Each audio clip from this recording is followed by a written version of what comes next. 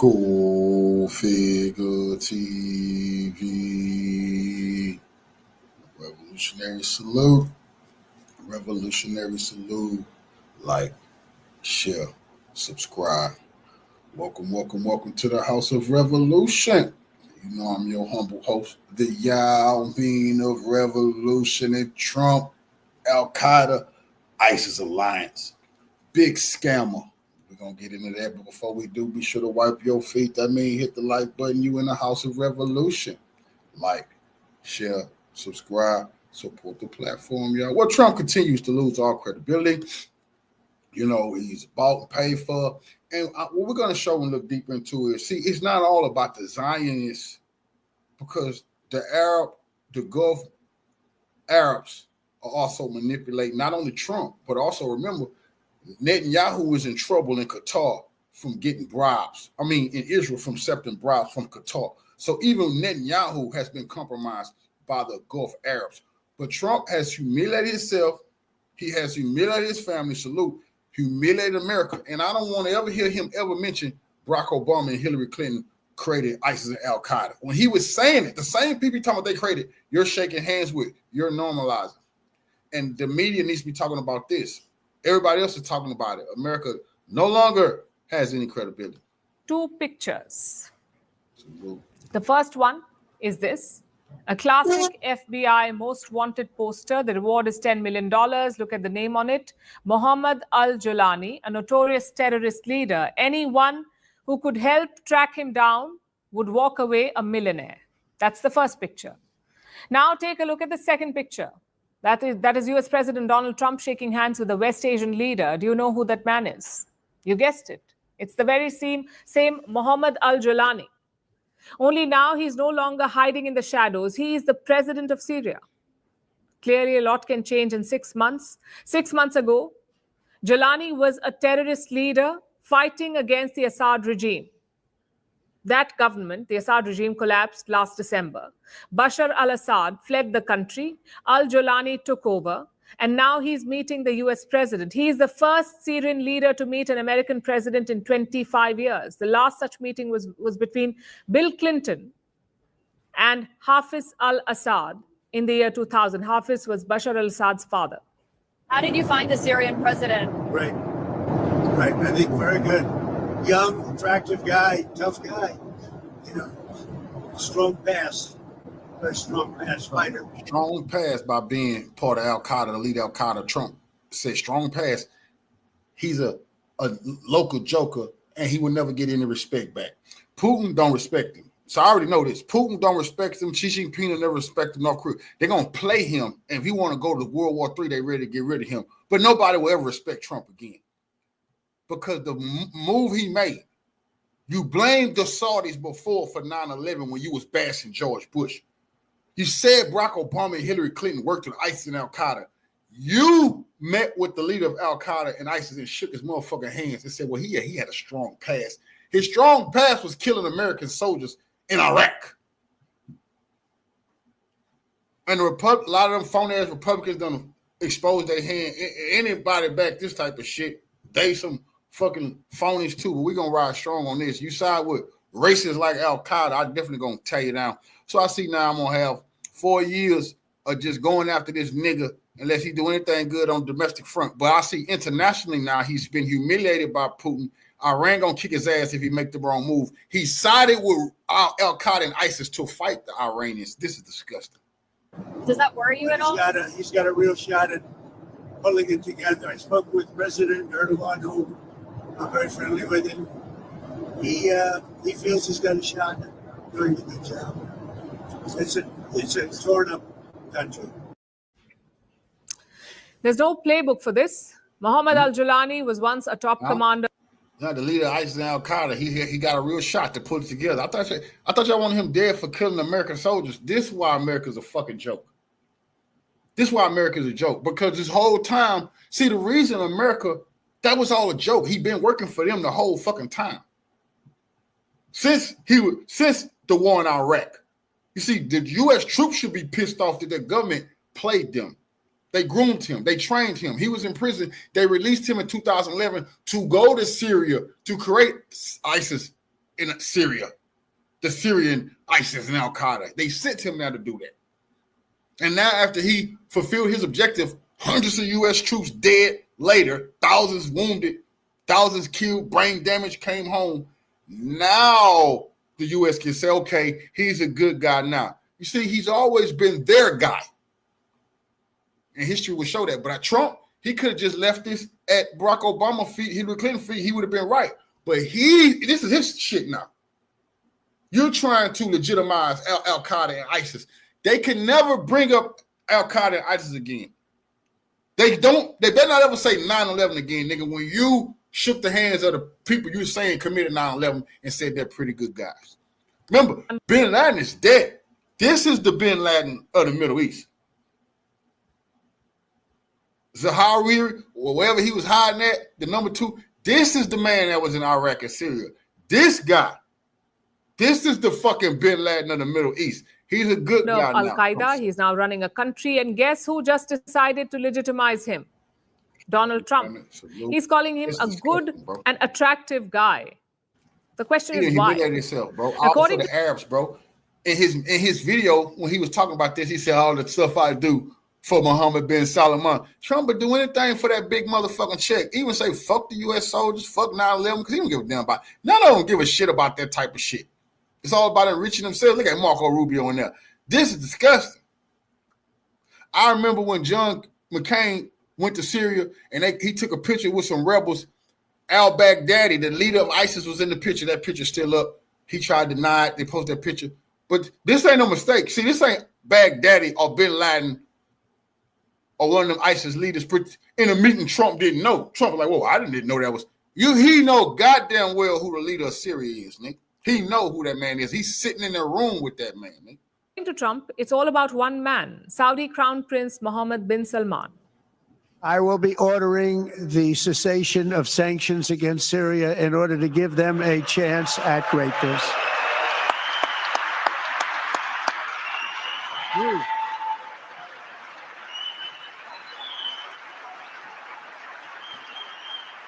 Oh, what I do for the Crown Prince. Oh, what I do for the Crown Prince. Man, bought and paid for. Fuck this dude. But why they threaten our brother in Burkina Faso, our warrior brother. They threaten our warrior brother in Mali, Burkina Faso, and Niger and say they dictators. You see? Say they using the riches to protect themselves. What the hell is the Saudis doing then? Who is the Saudis security? Are they do that shit for free? These people have the final say in their country. You see, this is a joke to the world, and a lot of the world is saying that. Iran definitely said, "Oh hell, no, y'all trying to set these people up to fight us soon? You some fucking hypocrites."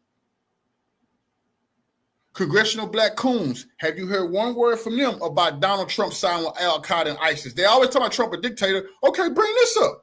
If they bring this up, then I got to side with the Congressional Black Caucus. They right. Donald Trump is siding with ISIS and Al-Qaeda. They killed U.S. soldiers. But we're not going to hear one word from any of them shoeshiners because they don't have permission to tell the truth about the U.S. foreign policy. They can only attack blacks like Ibrahim or Putin because the U.S. say so. But they can't tell the truth about Al-Qaeda and ISIS. I'm going to expose their ass about this. The sanctions were brutal and crippling and served as an important function, nevertheless, at the time. But now it's their time to shine. It's their time to shine. Trump is lifting sanctions on Syria, and he's doing it because he really likes MBS. All that money. That's what he said. That was his explanation. And no, we're not making this up. Trump met al-Julani in Saudi Arabia for 33 minutes. MBS joined the meeting. Bro. So did Turkish President. The U.S. supposed to arrest that man, bro. The U.S. supposed to arrest that man. Nigga, we just had a $10 million bounty on this man. Nigga, finally. They supposed to arrested that man. Nigga said, fuck Saudi Arabia and them Arabs who mad about this. They been killing U.S. soldiers. They supposed to throw this nigga at Guantanamo Bay, nigga, and let Al-Qaeda know we tricked your ass. Now we'll put another leader in power. This is disgusting, man. Trump could have came out of big dog if he would have arrested this nigga and drug his ass to motherfucking Guantanamo Bay. Yeah, he the biggest terrorist since bin Laden. But what do Trump do? Shake his hand, say he's attractive, strong man, you know. But he's trying to put it together, though. This nigga Trump, man. done absolutely ruined the last little bit of credibility he had. He don't give a shit about no America. This is about him and the people around him getting rich than a motherfucker, becoming trillionaires. Recep Tayyip Erdogan, he dialed into the meeting. But of course, Trump, like most Trump deals, he expects something in return. The White House has cited 4 demands. 1, Syria must normalize ties with Israel. 2, it must deport Palestinian. Now, imagine that. Syria must normalize ties with Israel. So ISIS and Al-Qaeda finna normalize ties with Israel? How that happen? So yes, Al-Qaeda them decided they ain't never attacked Israel, so we've been through that. Okay, check. Deport Palestinian and foreign terrorists. What the fuck? Foreign terrorists? The terrorists run the place. No. Foreign terrorists is Iran and Hezbollah. You see how that go? It's not ISIS and Al-Qaeda. No. The foreign terrorists to the U.S. is Hezbollah, the freedom fighters, and the freedom fighters of Iran and Iraq. That's disgusting. And foreign terrorists. 3, it must help Washington fight the ISIS. And 4, it must take control of ISIS. Imagine that. You must help us fight you. You must help us fight yourself. What? They see people, they'll lose you on paper. Some Americans like, oh, okay, so the Syrians gonna help us fight ISIS. Okay. No, the Syrians was fighting ISIS and Al-Qaeda until we crippled the Syrians, ran off Bashar al-Assad, and ISIS and Al-Qaeda took over Syria. Now, how make it make sense? How are they gonna fight ISIS and Al-Qaeda when ISIS and Al-Qaeda is the Syrian military now and everybody fucking know it? This is bullshit. I don't know who they're gonna say ISIS. You know, these people so crazy, they might have some crash dummies who they don't allow to watch the news, who they're going to kill and say they was ISIS and Al-Qaeda. This is crazy. But the whole world already know ISIS and Al-Qaeda run Syria now. ISIS detention centers in Syria. Those are Trump's 4 demands, and by the looks of it, Al-Jilani has agreed to them. Think Syria will join the Abraham Accords? Yeah, but I think they have to get themselves straightened out. I told him, I hope you're going to join when it's straightened out. He said yes. But they have a lot of work to do. But the lifting of sanctions is a long and complicated procedure. There's also the added burden of rebuilding Syria. The civil war that began in 2011 has ravaged the country. The cost of rebuilding stands at about $400 billion. So a rapprochement with the US is a big step forward, and Syrians were seen celebrating this meeting. That's Al-Qaeda.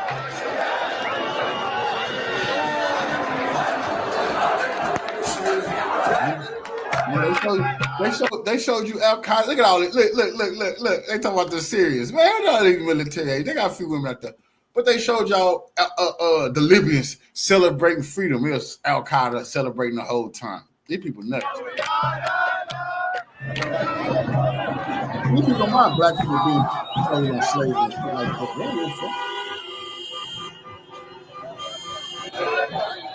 Nah, young dude, he won't be Al-Qaeda. America is a sick place for this.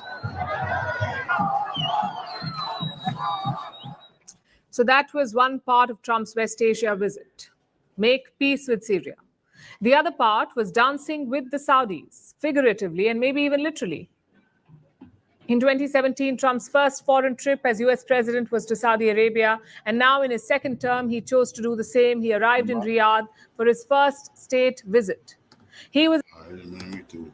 See, everybody been talking about the Israelis. Nah, it's the Gulf Arabs who run this man. They got Trump right where they want, the Gulf Arabs. So let's look deeper at the rebranding of Al-Qaeda and ISIS that Trump has did. The leader who killed plenty of soldiers. You know, we got plenty of soldiers watch this program. Trump done said, F our troops, our soldiers who only went there to try to help America. They was duped. Now Trump saying, yeah, we duped you. And now we're going to work openly with the people who were slaughtering you. Oh, yes. I'm going to have to deal with him whole time he in office now. I'll do it though. There is this very strange phenomenon that I've actually been talking about and writing about for a long time, which is getting myself settled on the right spot as well, which is how malleable and empty this term terrorism seems to be in terms of the way it's applied. It's an obviously extremely central term.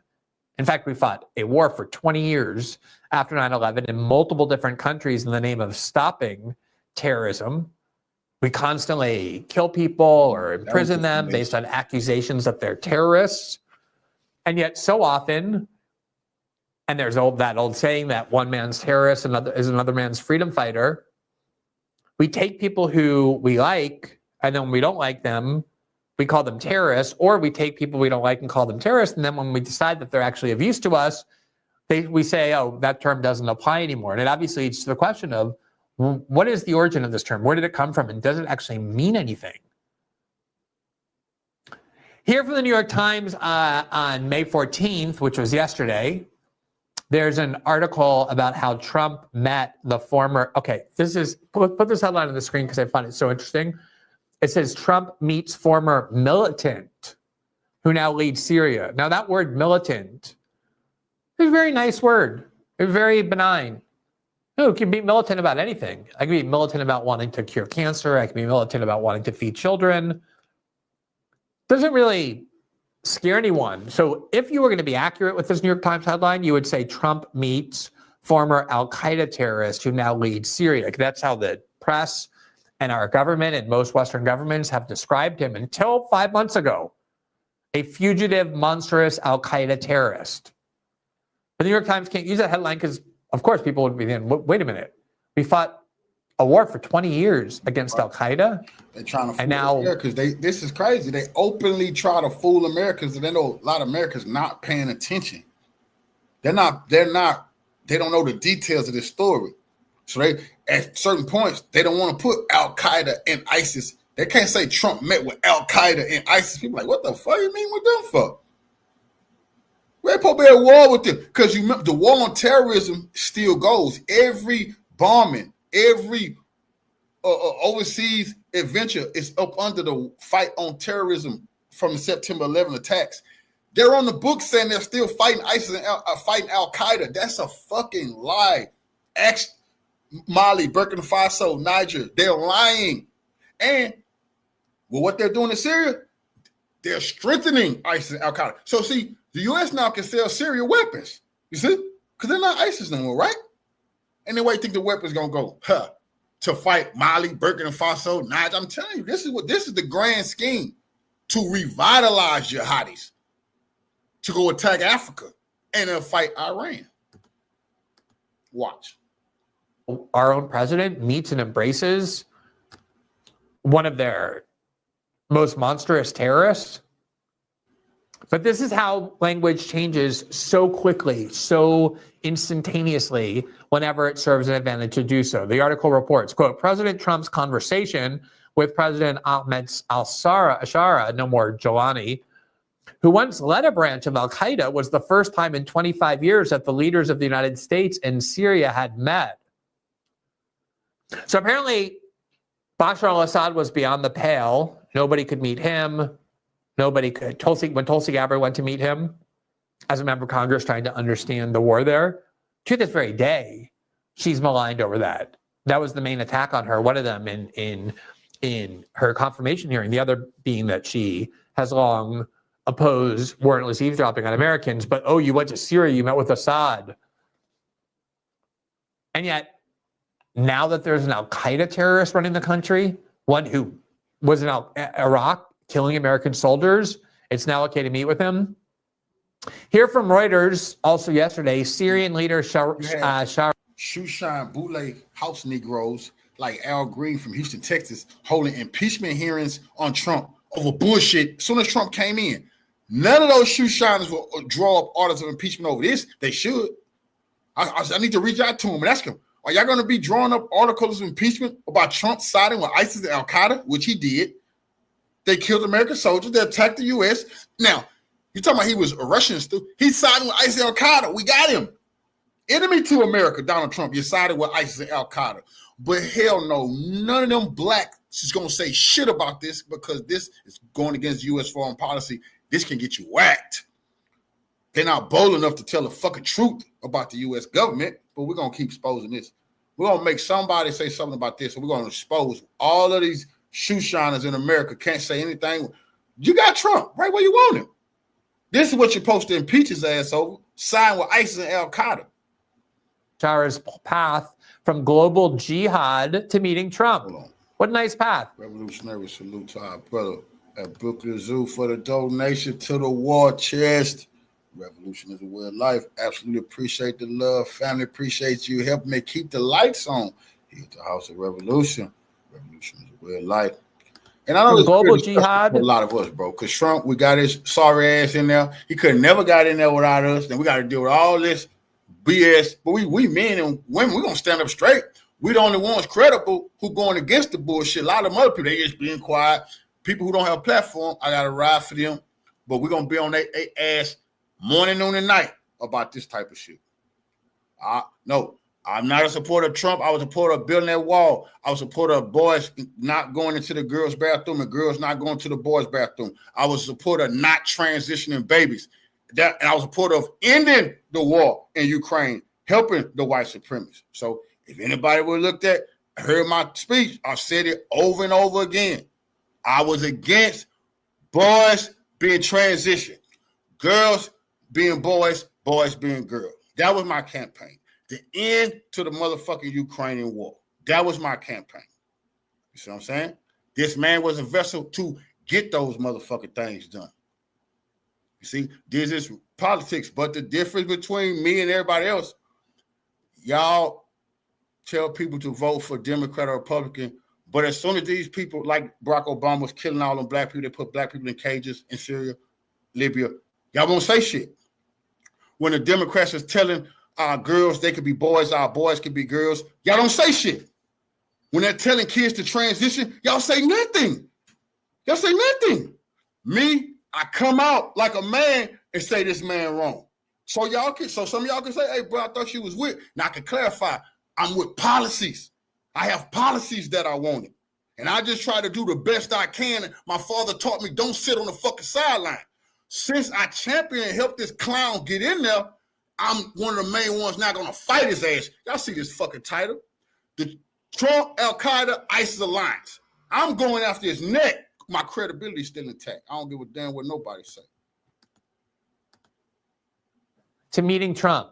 Quote, Syria's Ahmed al-Shara has transformed himself, or maybe the West has transformed him, from al-Qaeda militant to Syrian president in a dramatic political rise, capped on Wednesday by meeting with U.S. President Donald Trump. The encounter in Saudi Arabia is a milestone for a man who joined al-Qaeda in Iraq around the time of the 2003 U.S.-led invasion and spent years in U.S. prisons there before returning to Syria to join the insurgency against Bashar al-Assad. Now, you might question, so he was in a U.S. prison because he was killing U.S. soldiers as part of al-Qaeda. He was kept there and then he was released. We don't usually release people we claim are al-Qaeda terrorists. We put them in Guantanamo where they stay forever. But he was released and he then went and led the insurgency against Bashar al-Assad. So maybe there was like a deal struck when he was in a U.S. prison where he agreed to become an agent of the U.S. to help. Remember, it was the U.S. policy under President Obama to wage a dirty war to get rid of Bashar al-Assad, and we fought alongside al-Qaeda and even ISIS to do it. There's those famous WikiLeaks documents where Hillary Clinton says we're actually fighting on the side of al-Qaeda in Syria. So there's a long relationship between the U.S. and Jelani, namely that he spent years in a U.S. prison in Iraq until they released him to go lead the insurgency to take down Assad. Quote, the meeting following Trump's announcement of an end to U.S. sanctions on Syria is a huge boost for Shara as he tries to bring the fractured country under his control and revive the economy. And Trump said he was looking forward to normalizing his ties with Damascus. This is how Trump described him after. Quote, he's got the potential. He's a real leader, Trump told reporters on Air Force One after meeting Shara, whom he described as a young, attractive guy with a very strong past. Quote, he's got a real shot at holding it together, Trump said. Shara took power and his Islamist fighters launched an offensive from their enclave in the northwest in 2024 and toppled Assad, whose allies Russia and Iran were distracted by other wars. He was long better known as Abu Muhammad al-Jolani. His nom de guerre, his war name, as commander of the Nusra Front, an insurgent group fighting Assad, and for years was al-Qaeda's official wing in the conflict. He cut ties with al-Qaeda in 2016, gradually recasting his group as part of the Syrian revolution rather than global jihad. Shah swapped combat fatigues for suits and ties after entering Damascus as Syria's de facto ruler in December 2024, promising to replace Assad's brutal police state with an inclusive and just order. Nice little liberal democracy led by al-Qaeda. Now, it says there that he stopped being affiliated with al-Qaeda in 2016, but all the way up until December 2024, just, again, 5 months ago, not even 5 months ago, the U.S. had a bounty on his head for $5 million because he was an al-Qaeda terrorist. Here from Friends 24, this is what he did before meeting Trump. On May 6, quote, Macron to host Syria's al-Shara in the new leader's first European visit. Syria's new interim leader, Ahmed al-Shara, will make his first European visit in a meeting with French President Emmanuel Macron on Wednesday, the French presidency said Tuesday, in an effort to bolster the ties between the two countries despite deeply sectarian violence in Syria. Here from the BBC, this was December 16th. UK diplomats meet the rebel leader in Damascus. Quote, British diplomats have held talks with the leader of the Syrian rebel group, Hayat Tahrir al-Sham, or HTS, following its ousting of President Bashar al-Assad more than a week ago. That was at a time when the U.S. still had a bounty on his head for $5 million. Here from Euronews, talking about his transformation once he arrived in Syria, the headline is former al-Qaeda leader, al-Jolani, this was before they gave him a name change, rebrands as a pluralist amid doubts. Ahmed al-Shara, formerly Abu Muhammad al-Jolani, has evolved from an al-Qaeda affiliate leader to a rebranded figure promoting pluralism as Syria's insurgency topples Assad. Despite his attempts at moderation, doubts remain about his democratic intentions. Oh, you mean somebody who was in al-Qaeda essentially their entire adult life may not actually mean it when he says, yes, we welcome all religions, we love everybody, we basically we're going to be a DEI country. Diversity, equity, and inclusion. That's the new Syria, and the al-Qaeda leader, is going to lead that. Here's video of how much formality and respect was given to him on his visit to Paris to meet Macron. You see Macron out in front of the presidential palace, greeting him as soon as he steps out of his chauffeured car. They're both wearing very nice suits. Shows Al-Jolani. Macron goes to greet his car, gives him a very nice handshake. Just picture Bin Laden, because Bin Laden got knocked off Zahari, which was Bin Laden's number 2, with the doctor hiding out somewhere. They didn't really give a damn about him. They said they killed him in Afghanistan. This man was the number 1 terrorist in the world, biggest terrorist army, trained, funded by all of the Arab kingdoms. Turkey backed him. This man was the biggest and strongest terrorist in the world. Up until December, we had $10 million bounty on his goddamn head. Now look at it. That's why people saying these people don't have no goddamn shame, man. Shake. These people don't have no shame. Invites him into the presidential palace. Puts his arm around him. They wave to the crowd. They wave to the media. This man got hundreds of U.S. soldiers under his belt. He done beat. This man was one of the most bloodthirsty. To rise to the top, you got to be he killing people, cutting off heads. Serious sick individual. And this is how disgusting they are. Now, you in a time capsule. 10, 15 years, like every other leader they sat down with, they done overthrew him and killed him, all that. They're going to turn on this man sooner or later. But they don't care. It's about right now in this moment, pretending that he's a good leader that needs to be given a chance. Shake hands again. Juste en face, merci beaucoup. Do you know how many countries France has bombed as well in the name of stopping Al-Qaeda? You know, we've talked about this before. We've done this many times on our show where we showed you how essentially for a decade. Now, remember the U.S. general was just in Congress saying that Ibrahim Traore, our brother in Burkina Faso, our warrior king brother, is a dictator. No one elected him, and they brought him up to target him. Nobody elected Al-Qaeda leader right here to be the leader of Syria. Oh, they don't care about that. He's deciding to side with them. He's going to give them access to the oil. He's going to side with Israel. But nobody voted for him. They would say, well, give him time. Syria has been going through so much. Give it a little time. Burkina Faso been attacked by Al-Qaeda and ISIS. They've been going through shit for over a decade since you overthrew Gaddafi and killed him. Why doesn't Ibrahim Traore get a little time to put his country together? But Al-Qaeda and ISIS right here, they got to get plenty of time, and we're going to fund them. We're going to shake their hand on TV. That's disgusting, man. This man done killed Americans. Ibrahim Traore haven't killed any American soldiers, but they want to target him because he's trying to do right by his people. This goes to show you nobody will pay attention to them no more. They're fucking hypocrites. And that black general should be ashamed of himself. You want to talk about somebody you should have brought up. You should have brought up the leader of Al-Qaeda, who's pretending like he's the legitimate president of Syria, who's actually using Syria riches to protect his goddamn self.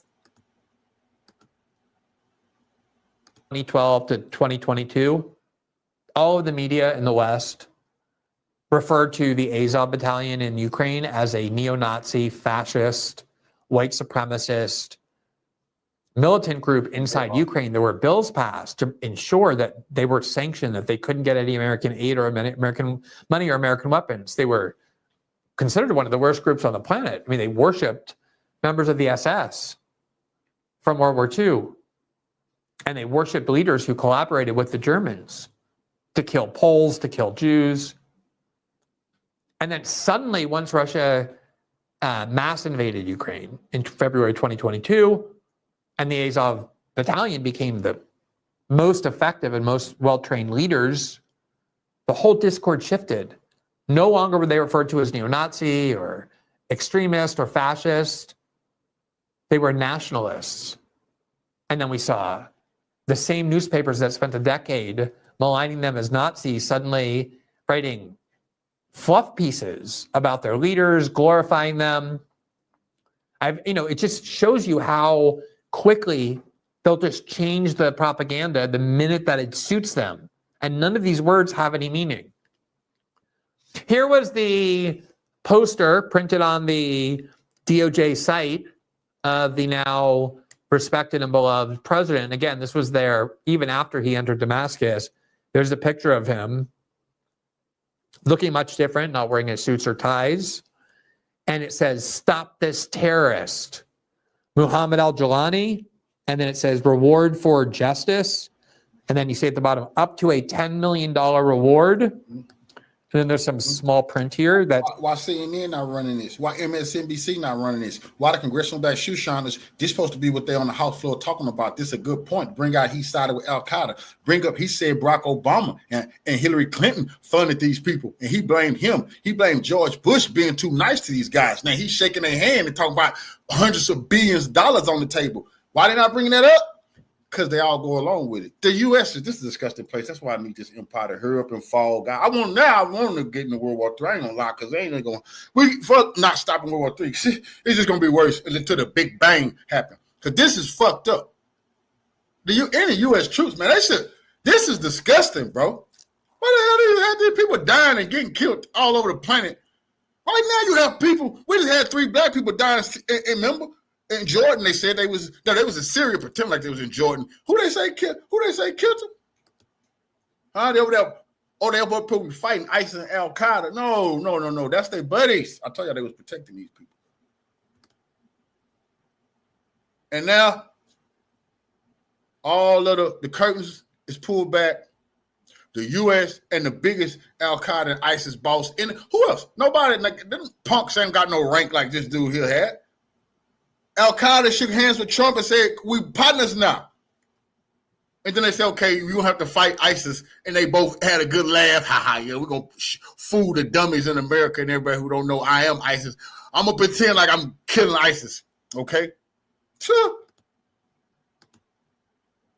That says, Muhammad al-Jawlani, also known as Muhammad al-Jawlani, and then several other names that he uses, is the senior leader of the terrorist organization, the Al-Nusra Front, Al-Qaeda's affiliate in Syria under Jawlani. Yeah, my ass. Al-Qaeda ain't been this nigga the Al-Qaeda boss. None of them punk ass Al-Qaeda members in Africa got no real rank like that. Where who? Well, Afghanistan. Wow, this dude the highest ranking Al-Qaeda member. See, don't let him fool you with the Al-Qaeda affiliate. Man, he is the boss. The highest ranking member since Baghdadi got killed, the leader of ISIS. Since he got whacked, this man got the juice and had the juice. That's why this man toppled the Syrian government. Nobody else, well, with the help of the CIA, MI6, Mossad, Turkey. Oh, yeah, he had their help. But he the big boss who was able to do that. Now, he the leader of Syria. All that affiliate shit, this man is ISIS and Al-Qaeda. He the leader. On his leadership, ANF has carried out multiple terrorist attacks through Syria, often targeting civilians. The U.S. government is offering a reward of up to $10 million for information about al-Jawlani. Absolute confidentiality is assured, and relocation may be available. If you have any information, contact the DOJ. Now, if this were 2003, I would be like, all right, maybe like at a major reform. He's no whatever. This was 5 months ago. And obviously a big part of what happened in Syria, as Netanyahu boasted, as was official policy, is that the West, the US, and Israel all wanted Assad gone. And this was the person who basically led the insurgency against him. With the help of, as soon as he got right in Damascus, Netanyahu boasted. If Trump wanted to turn some U.S. military veterans against his ass and had them put a plot into the making, it'll be over shit like this.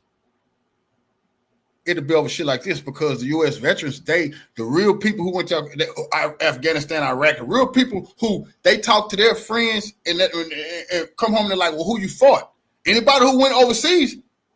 Well, only person you could have been fighting is Al-Qaeda and ISIS. We ain't been fighting nobody else.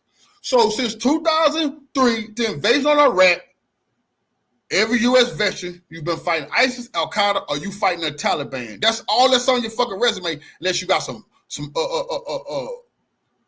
off the record type shit you doing in the jungles of Africa or Middle East somewhere. It's not supposed to be talked about. But legitimately, all veterans on your record, you're fighting ISIS, Al-Qaeda. It's the boss. Well, to come to find out, now they shaking hands with the people who were killing your comrades, trying to kill you, blowing your legs off, all this post-traumatic drama veterans going through. Now they saying,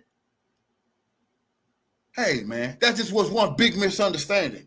It's bigger fish to fry now.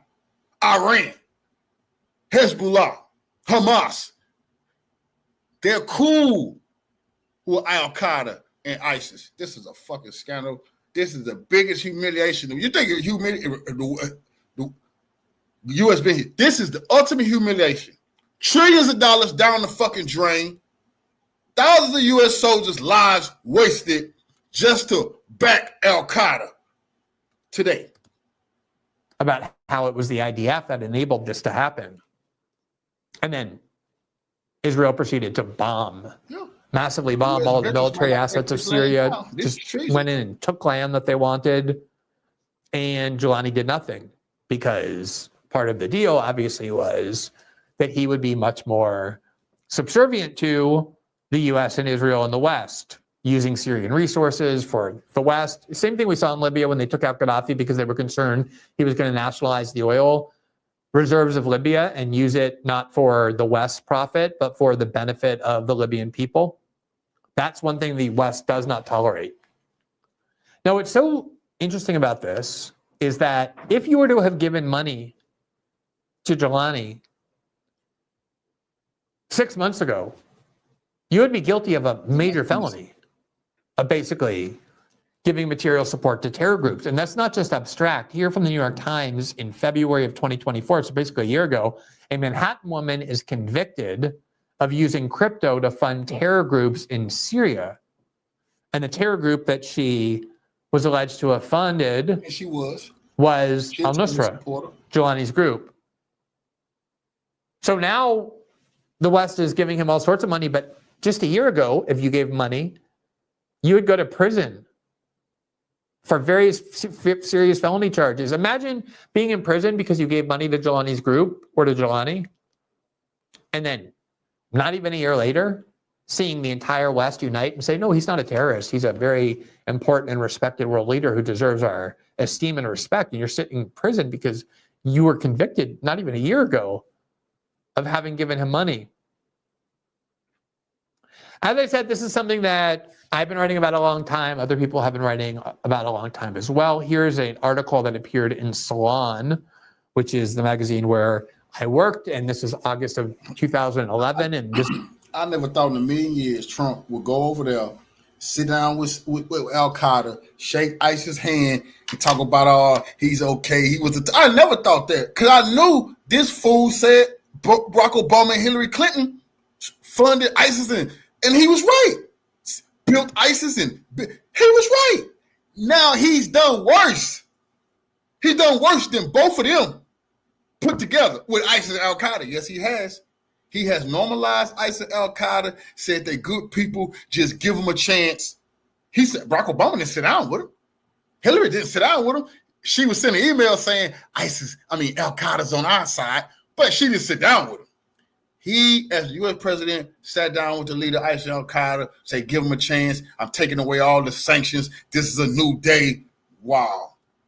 What a slap in the face to all the veterans, bro, who put that's serious business, who put their life on the line to fight these punks for the U.S. to do them like this. That's crazy. That's the big backstab. Nobody should fight for these people ever again, bro. Not like this.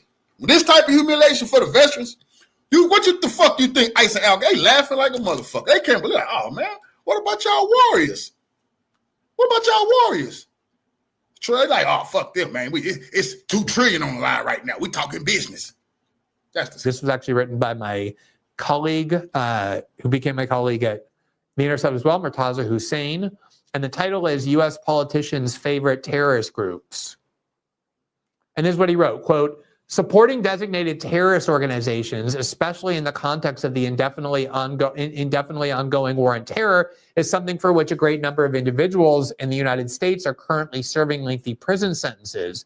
It seems to defy logic that the members of MEK, a group which has attacked U.S. interests all over the world, which is an Iranian exile group, are able at the same time to stroll the halls of Congress and exercise significant financial influence over U.S. government representatives in order to achieve their objectives. Make no mistake, the MEK is no less, quote, terrorist than any of the other groups for which one can go to jail for merely having contact with. In addition to openly acknowledging to have killed thousands of Iranians, MEK is directly implicated in the deaths of American civilians and military officials in Tehran during the 1970s, killing for which no MEK member has ever been brought to justice. The fact that U.S. officials are now openly consorting with them and receiving funding from them.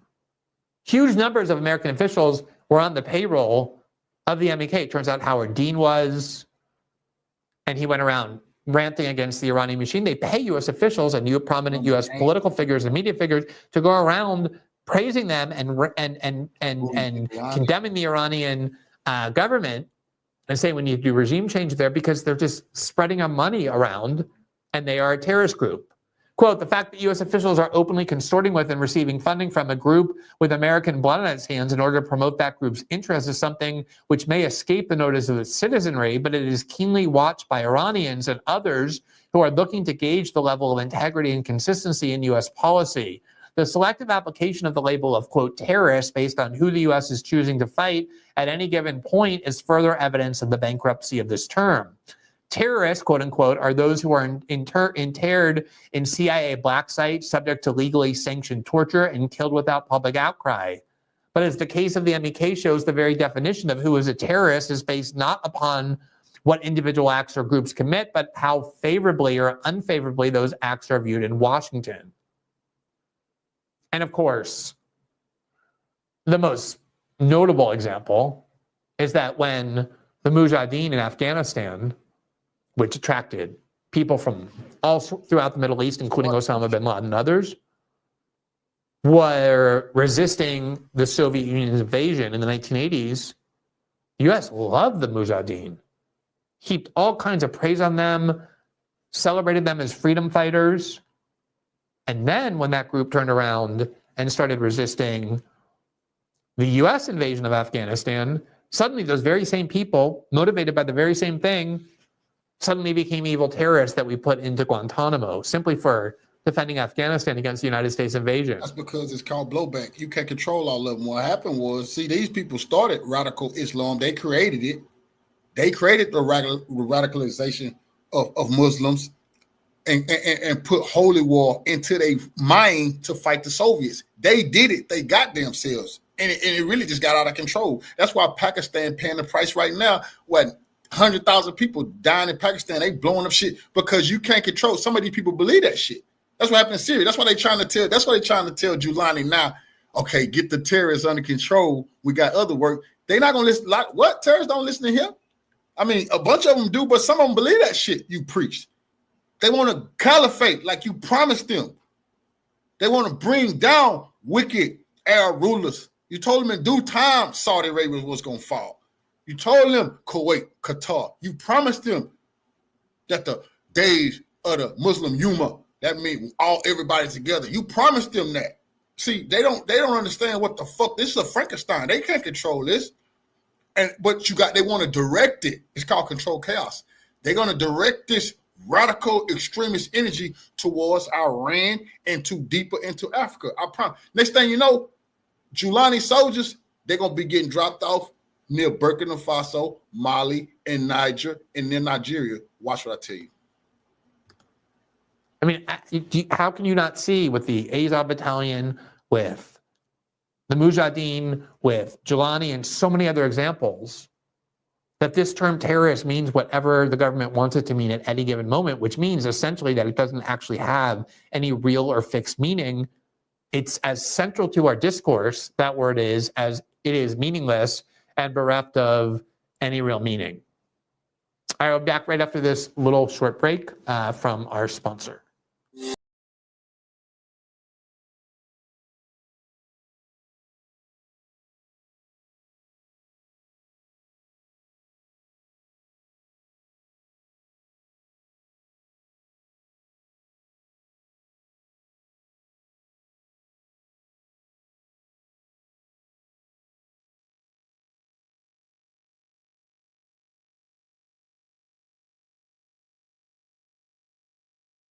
How did you find the Syrian president?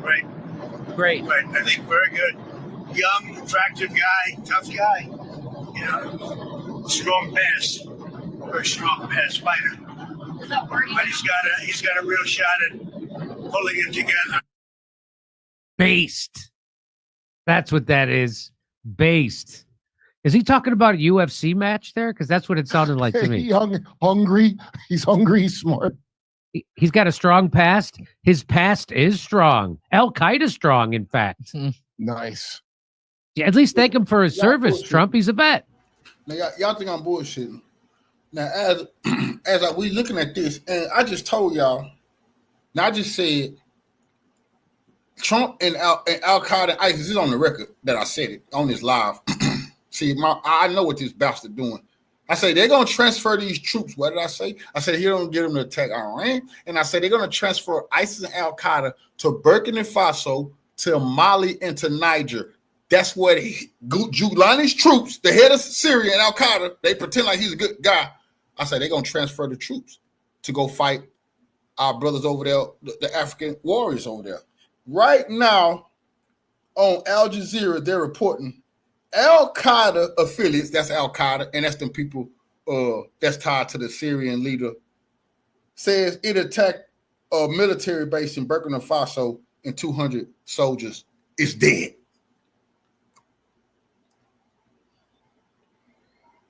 $200 of Ibrahim's soldiers, they have been attacked. Y'all don't just see what happened? That's what the fuck Trump sat down with that man for. Give me your muscle. Give me the manpower. You're going to be chilling. I need them. I just told you. We're going to put them on these cargo planes. We're going to ship them to Burkina Faso, Mali, Niger. Burkina Faso taking the brunt of it right now. And we're going to attack this dictator, Ibrahim Traoré. all over the media right now. They say Al Qaeda attacks Burkina Faso and Mali. Yeah, because Trump and that fucking nigga general, the house, that shoe shiner, they put the hit on our brother. But where would the African radicals, where would they get all this muscle and power and strength from so quick? Trump just signed a deal with the leader of Al Qaeda. And I knew they Aaron Matei puts Al Qaeda is on our side, coming soon to a theater near you. It sounds like he's going to be in a Marvel movie, doesn't it? It does.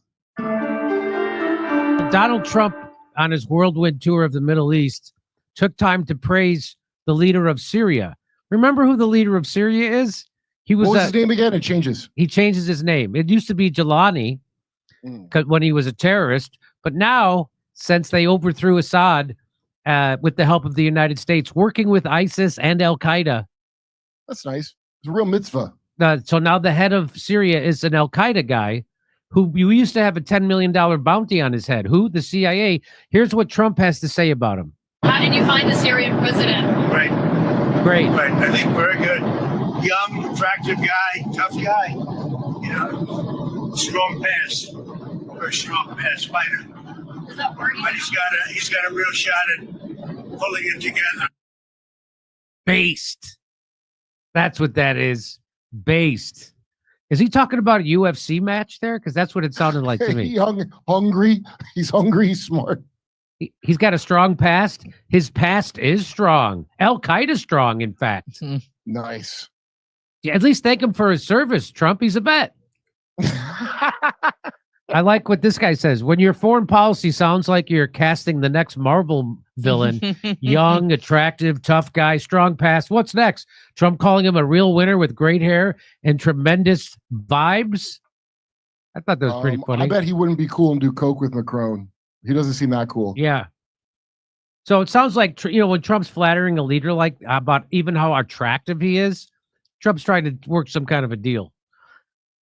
So they call him, this is his new last name. His real name is Jalalani, which is a terrorist name, or his name when he was a terrorist. And so now he's going by Shira.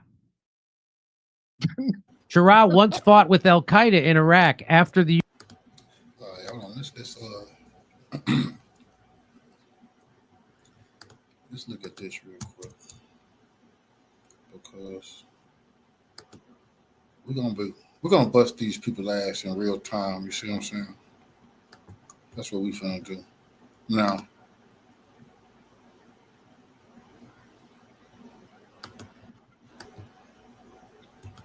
All right. Let's look at it.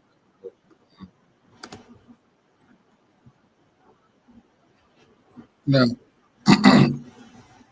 I just reported to y'all that Al Qaeda, as we spoke, hello and welcome. Was tackling. We begin with the West African country of Burkina Faso, where a shocking development is arising from an attack on a military base that unfolded earlier this week.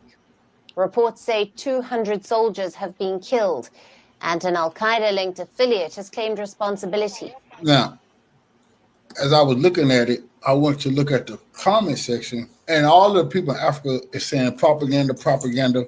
Why y'all trying to target Burkina Faso? This has happened in Nigeria. So this has happened in Nigeria. So everybody have located the place, and they said, no, this attack by Al Qaeda was in Nigeria. Now I just told y'all they was also going to send them to Al Qaeda and stuff. They've been doing that Al Shabaab BS, Boko Haram BS over there. That's the same people, same CIA tactics. But what's very important, we're going to keep an eye on this because they just made a mistake. See, I seen two different news stations say this was Burkina Faso. You see, that when the CIA spread the script out, this is Nigeria. They jumped the gun on Al Qaeda attacks Burkina Faso. You see, they're going to find like, oh shit, we put the port out too quick. We ain't attacked yet. Y'all got to hold up. No, they're going to attack Burkina Faso. The media is just ran with Burkina Faso. The army base in the northern town of Djibo came under attack on Sunday. Visuals from the military camp showed columns of black smoke rising as jihadists watched from nearby. Take a look. This is ISIS and Al Qaeda attacking in Nigeria. What the hell? leader of Syria, whose soldiers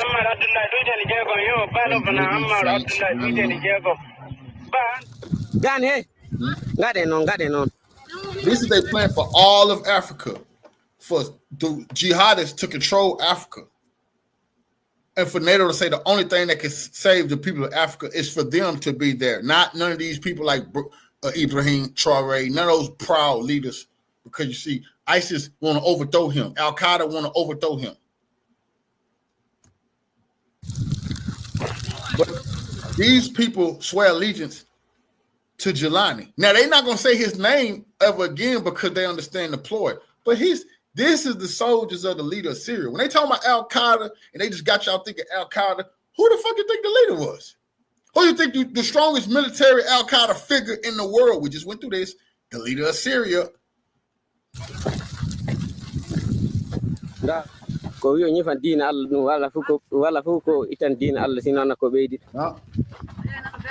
All these people swear allegiance to the House of Saud, Qatar, the United Arab Emirates. When they was overthrowing Gaddafi using these same head choppers that enslaved blacks. See, your ass going back to slavery. If these motherfuckers get a hold of you, we got evidence. They grab all these African girls, sexual slavery, marrying them all. Every one of these fighters, they want 100 wives. They got to go capture them in Africa. This shit is serious business, bro. That's why shame on Trump sitting down with people who will enslave our people, doing business with them. The jihadi group that confessed to the assault is known as Jamaat Nasr al-Islam wal Muslimin. Now, see, they try to throw you off with all that. All these people swear allegiance to the Al-Qaeda that's in Syria because they done it big. Jelani was the leader, but their real leaders is in Turkey, is in United Arab Emirates, is in Qatar, is in the House of Saudi Arabia. That's their real fucking leaders. But their military leader is the leader of Syria, which Trump done went sat down with and normalized relations with. And like I'm saying, so he can send all of his well-trained, battle-hardened troops to Africa. It is the Al-Qaeda-backed group that has issued a statement claiming to have killed 200 soldiers of Burkina Faso. No. However, Burkina Faso's military government has not confirmed. Because it didn't happen in Burkina Faso, man. You jumped the gun. That happened in Nigeria, and the people in the comment section is telling you, man, that's Nigeria. You just read the CIA script telling you Burkina Faso will soon fall victim to an attack. Well, we're pretty sure they are, since Trump is sitting down with the leader of Al-Qaeda and ISIS. I'm pretty sure they're going to have all kind of new weapons.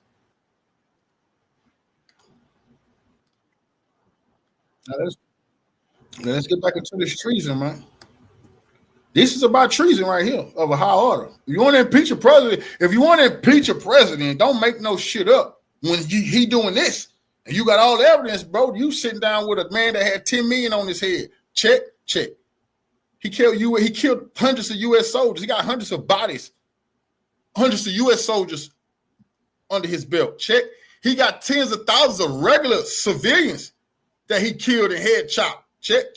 He got hundreds of wives, many of them sex slaves that he captured from villages far and wide through the Middle East. That's the type of dude Trump said. He's a good guy, attractive, a tough past. You mean all that shit that I just said? Yeah, that's pretty tough. I want to bring in my guest. We're joined with the man himself, a fan, audience favorite, Patrick Henningsen. Patrick Henningsen, let me give you a bio.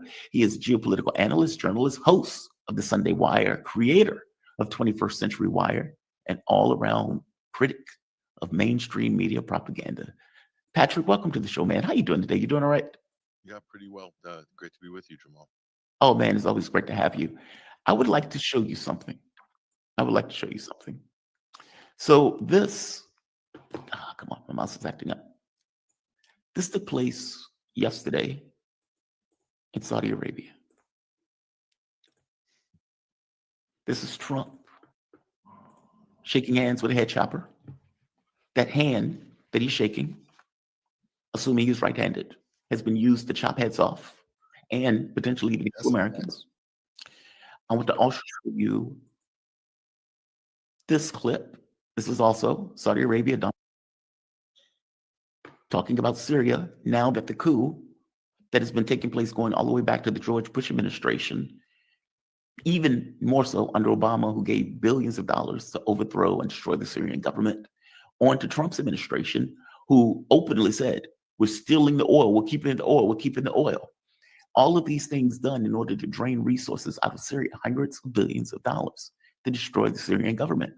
You finally got a group of jihadis backed by Turkey, or Israel, US, etc., in order to finally, after decades, overthrow the Syrian government, putting in a head shopper jihadist president. This is Trump now that the coup is over with, saying, we're lifting sanctions. Likewise, in Syria, which has seen so much misery and death, there is a new government that will hopefully succeed in stabilizing the country and keeping peace. That's what we want to see in Syria. They've had their share of... Hey, bro.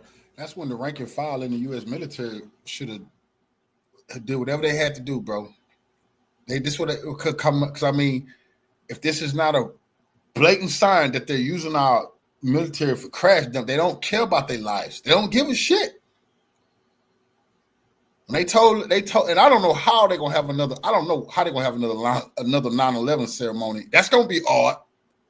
It's gonna be odd. You blaming Al Qaeda, but you put Al Qaeda in power, and they're your buddy, and you helping them.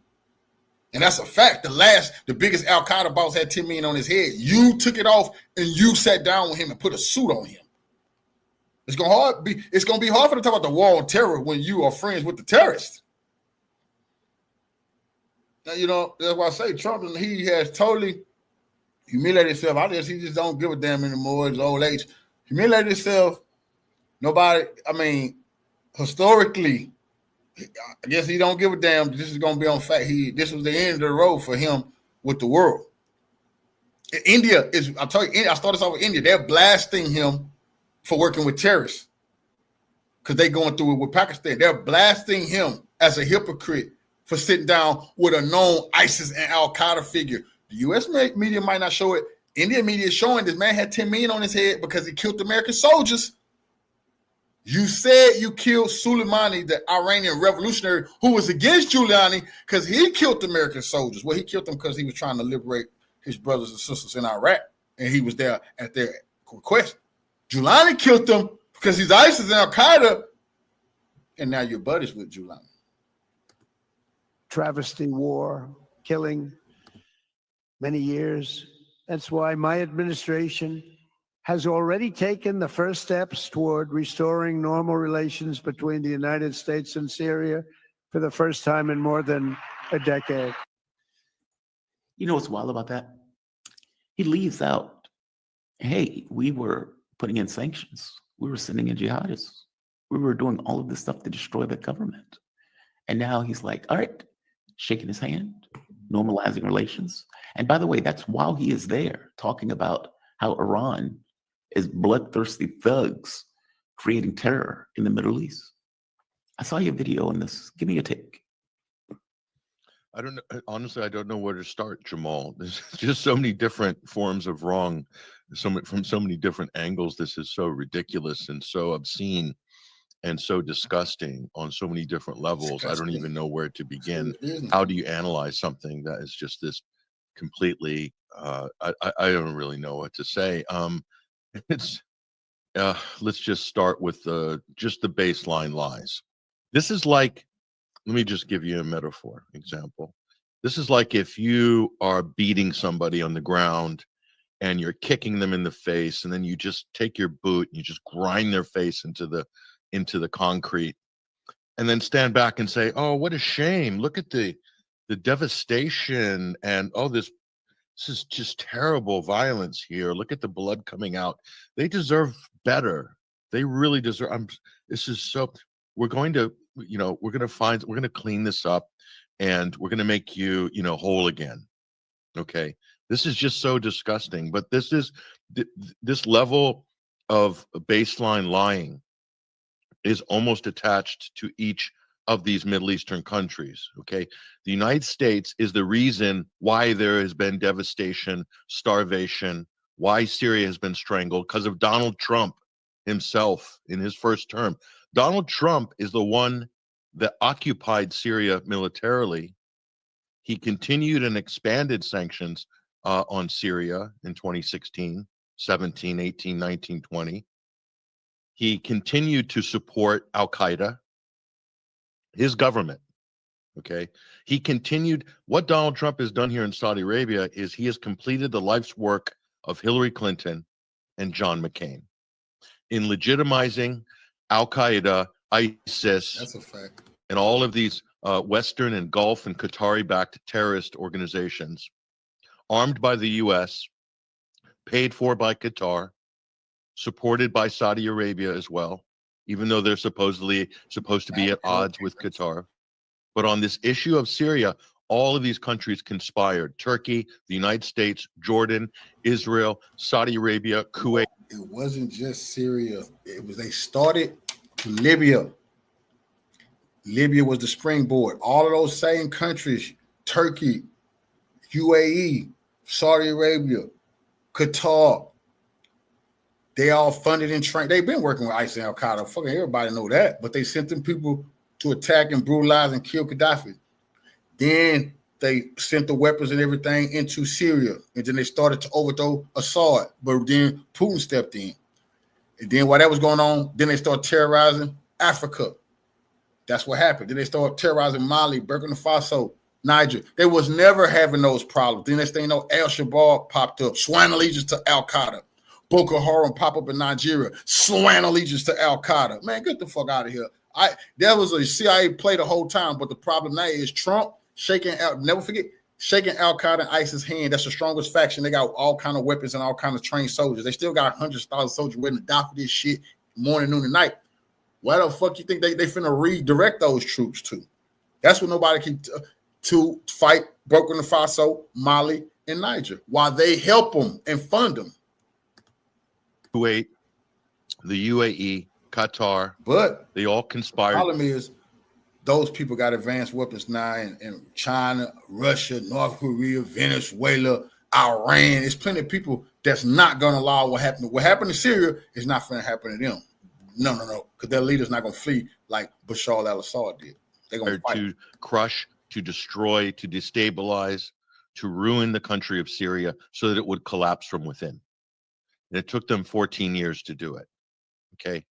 They hoped that they could do it quicker. They hoped that this would all have been wound up in 2013 and Giuliani would waltz into Damascus in 2013 and raise the black flag. He was. But Soleimani was dispatched from Iran to Putin and tell Putin the Christians will be wiped out in the Middle East if you don't step in. And we're gonna lose it all. Their head choppers is on the rise. The U.S. they not playing. See, ISIS and Al-Qaeda will kill all these Christians, man. We're gonna do so much. That's when Putin stepped in. That's when he stepped in to help them. They was finished until the Russian military stepped in. And the U.S. being brilliant strategists, they say, "Oh, okay, we need to redirect Russia somewhere else," and they overthrew the Democratic president of Ukraine, and Putin had to put majority of his focus over there. And it took him a while, but that was the beginning of the end for Syria, and the U.S. played a brilliant move. They said, "Oh, you want to save these people over here? We're trying to overthrow them. We're going to force you to pay attention to Ukraine." And then they circled back 10 years later. Then they got Bashar al-Assad and put ISIS and Al-Qaeda in power over Damascus. That was their hope, but it didn't happen because Syria, the Assad government, the Syrian Arab Army showed a lot more resilience. Russia came in to help them in October of 2015. Hezbollah came in to help them. The Iranian Quds forces came in to help them. And they managed to stave off a terrorist invasion the backing was led by the United States. The United States provided the majority of the arms, the weapons, the TOW missiles, all of these things. And they provided intelligence support, much like they're providing to Ukraine. Donald Trump did a lot of that while he was president. In fact, Donald Trump saved Giuliani. Giuliani was pinned down in 2018. There was a counteroffensive that was being launched by the Syrian Arab Army there at the borders of Idlib. And Trump boasted about this in 2019. He boasted publicly. I played the clip yesterday on my show, and he said, "Oh, we can't let Syria go in and kill 3 million people in Idlib, the city of Idlib with 3 million people. There's no such place in Syria. There's no city of Idlib with 3 million people. There may be normally 3 million within the province under normal times, but it was much less at that time. But there was a counteroffensive because Trump admitted there are 30,000 terrorists in Idlib, and he stopped them from being crushed. What he did was very clever. They threatened Syria through back channels with bombing everything you can imagine in Syria. Plus, they managed to promise that Turkey would come in to mediate and to take care of, quote, take care of the terrorist problem in Idlib. Of course, Turkey never did that. What Turkey did was backstop and strengthen HTS and al-Nusra in Idlib and Jolani in Idlib because they were all on the same page. They wanted to overthrow the government in Damascus. And they eventually did in December of 2024.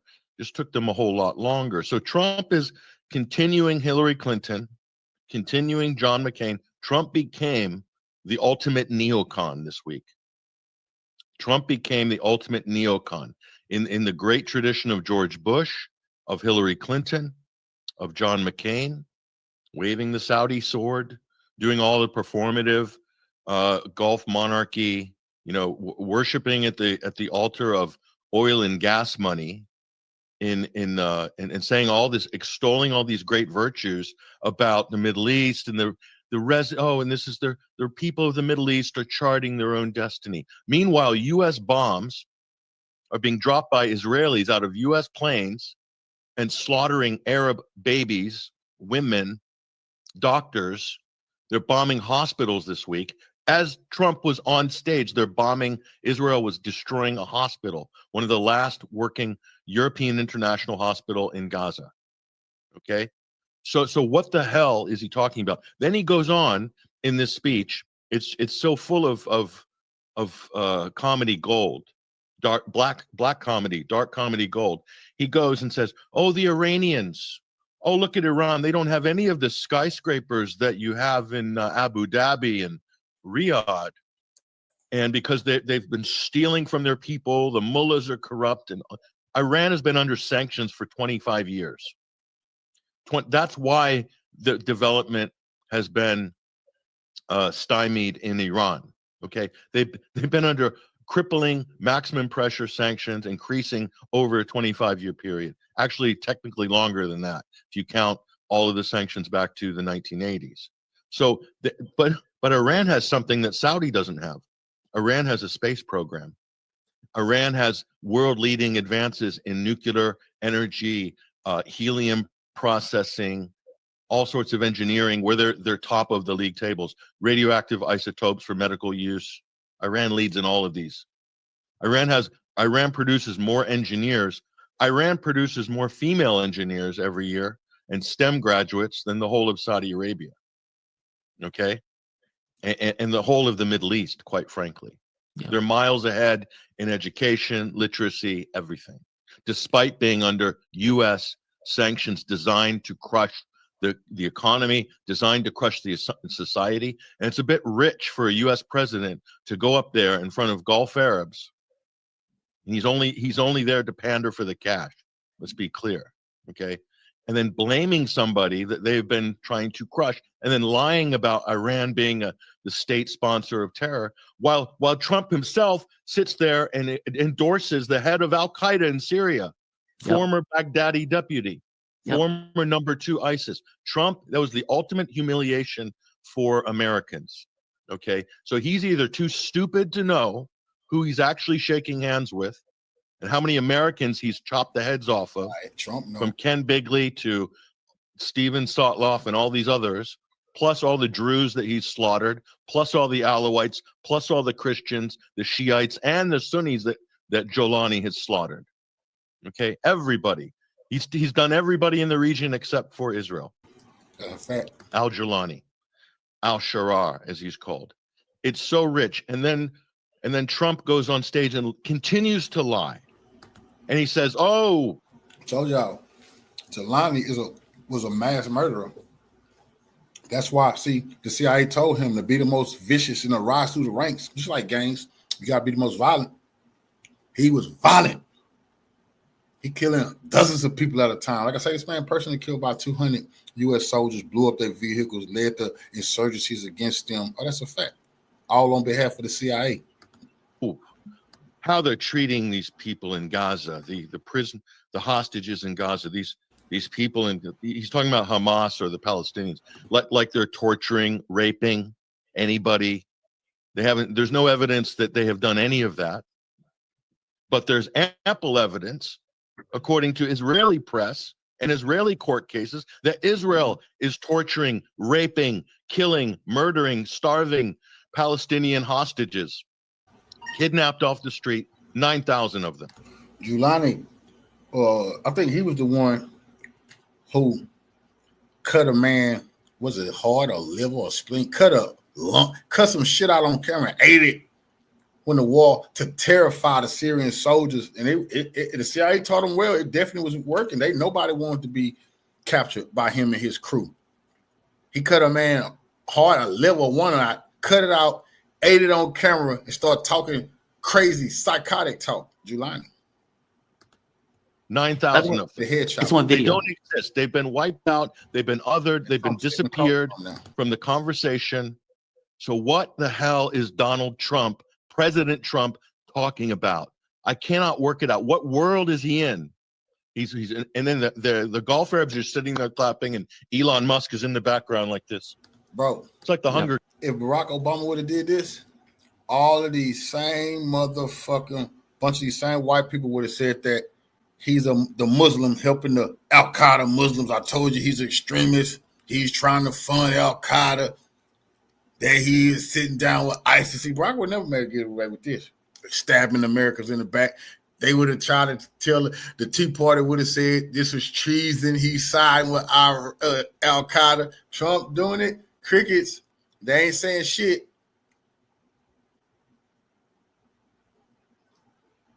They said Barack Obama, secret Muslim. Trump siding with the extremists. The extremists of the extreme of the extremists side of Islam. That's a fact, bro.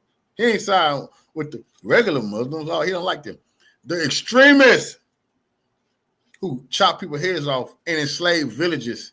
He sit down with them. Imagine that. Hunger Games. And then Jamal, I'm sorry, but I have to round this one. No, off. please go for it. I set you up for it. I wanted you to go for it. I wanted you to give me your take. So here's the piece de la resistance of the whole sick cabaret in Riyadh. That Trump wheels out Pete Hegseth, the defense secretary, who's sitting there right behind Mohammed bin Salman. And on his right bicep, he has a tattoo in Arabic that says infidel under his Armani suit. Okay. Openly hostile towards Muslims, insulting, hates them. Bro, that's just arrogant U.S. primal white man type shit. I don't like Muslims. He kneeling at the feet of them right there. No, hell no. Like I say, we keep saying the Zionists controlling everything. Right now, the Arab Muslims, the sheiks, the Saudis, United Arab Emirates, Qatar, man, they got these people doing whatever the fuck they say. And them the only people ain't been bombed, villages ain't been raped or murdered. Now they've been protected, well protected by the U.S. government, while all the other Muslims, go to show you, they don't give a fuck about the rest of the Muslims. They don't worry about their goddamn selves and their families, which well protected by the U.S. military and NATO. And this was the icing on the cake when Benjamin Netanyahu was under investigation from bribes from Qatar. Why would he get himself in hot water being bribed by Qatar? Qatar just bought Trump, gifted Trump a $400 million plane. Man, these motherfucking people, see, it's always bigger money out there. Man, they get around these motherfucking Arab kings and, man, they would shine their shoes. Man, Trump would shine the fucking shoes of the king of Saudi Arabia in front of everybody. Because he sold his motherfucking last of his little credibility down the river, sitting there shaking hands with Al Qaeda. That's over. Then he say, the things I do for the prince bin Suleiman. Yeah. Fucking flush your little petty reputation down the fucking drain. Siding with Al Qaeda. That's what you would do, all for money, though, bro. America would do anything for money.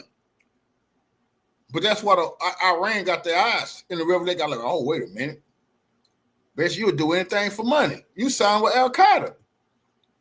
And then proselytize publicly for building a third temple on top of Al-Aqsa Mosque. Yep. So that shows you the Saudis either are completely clueless and stupid about who they're holding court with. No, they're not. They don't give a damn about all that. They drink alcohol, sleep with all kind of porn stars. Man, that's just they acting. Like, see, they've been doing that for thousands of years. They just be acting. It's a bunch of kings. They just be acting. Nigga, when you go look at the story of Mansa Musa's brother, who the king of Mali, who was his brother before he became the ruler, the so-called richest man in African history. His brother was the richest, the one before him, who set sail, Abu Barak, who just got tired of being so rich and so powerful. Said, man, he set sail to go find New World. Some people say he made it over here to America. Some people say he didn't, but he set sail with hundreds of ships and gold and treasures, and said if he don't come back, then Mansa Musa would be leader of Mali. But this is what I want to tell you. If you read the story, see, he only took on the Islamic at that time moniker for his country because at the time it was good trade going on with the Muslims. And if you turn your country to an Islamic nation, and then it's a good business, you don't got to worry about wars, trafficking. You can traffic and trade with all the Islamic nations. It's right there. And this is one thing I never forget. During the Muslim festivals, Abu Barak used to tell the African religious people to hold their ceremonies on the same goddamn day. On the same day, he would. I said that to say this. He only took on Islam to do business and make money. In his heart, it still was traditions of the African spiritual system. That's a fact. Anybody can look that up. So, Saudi Arabia, United Arab Emirates, they're just using Islam to traffic and trade, make money, because it's the thing over there. But they don't give a damn about that. That's a fact. And then Howard Lutnick, the Commerce Secretary, is 2 chairs over behind MBS. And these are people that were rabidly cheering on the genocide of Arabs in the region. That's who Saudi is holding court with in Riyadh in front of the world. That's who Donald Trump brought. So you have all Zionists, people, mass murderers, openly hostile towards Muslims, hating Muslims, and they're inviting them in. And then Trump's there begging for $1 trillion in direct foreign investment, like literally begging for the cash from the Arabs. It's disgusting. Yeah. So there's zero morals. You see, you humiliate yourself. Show you don't have no principles. You got your body tattooed. You hate Muslims. You hate Islam. Why the hell you over here selling your soul to us? We ain't begging you for shit. We good over here. You come over here. Yeah, we'll throw big extravagant events for you because we're showing the world y'all would do anything for us and our money. And this go money.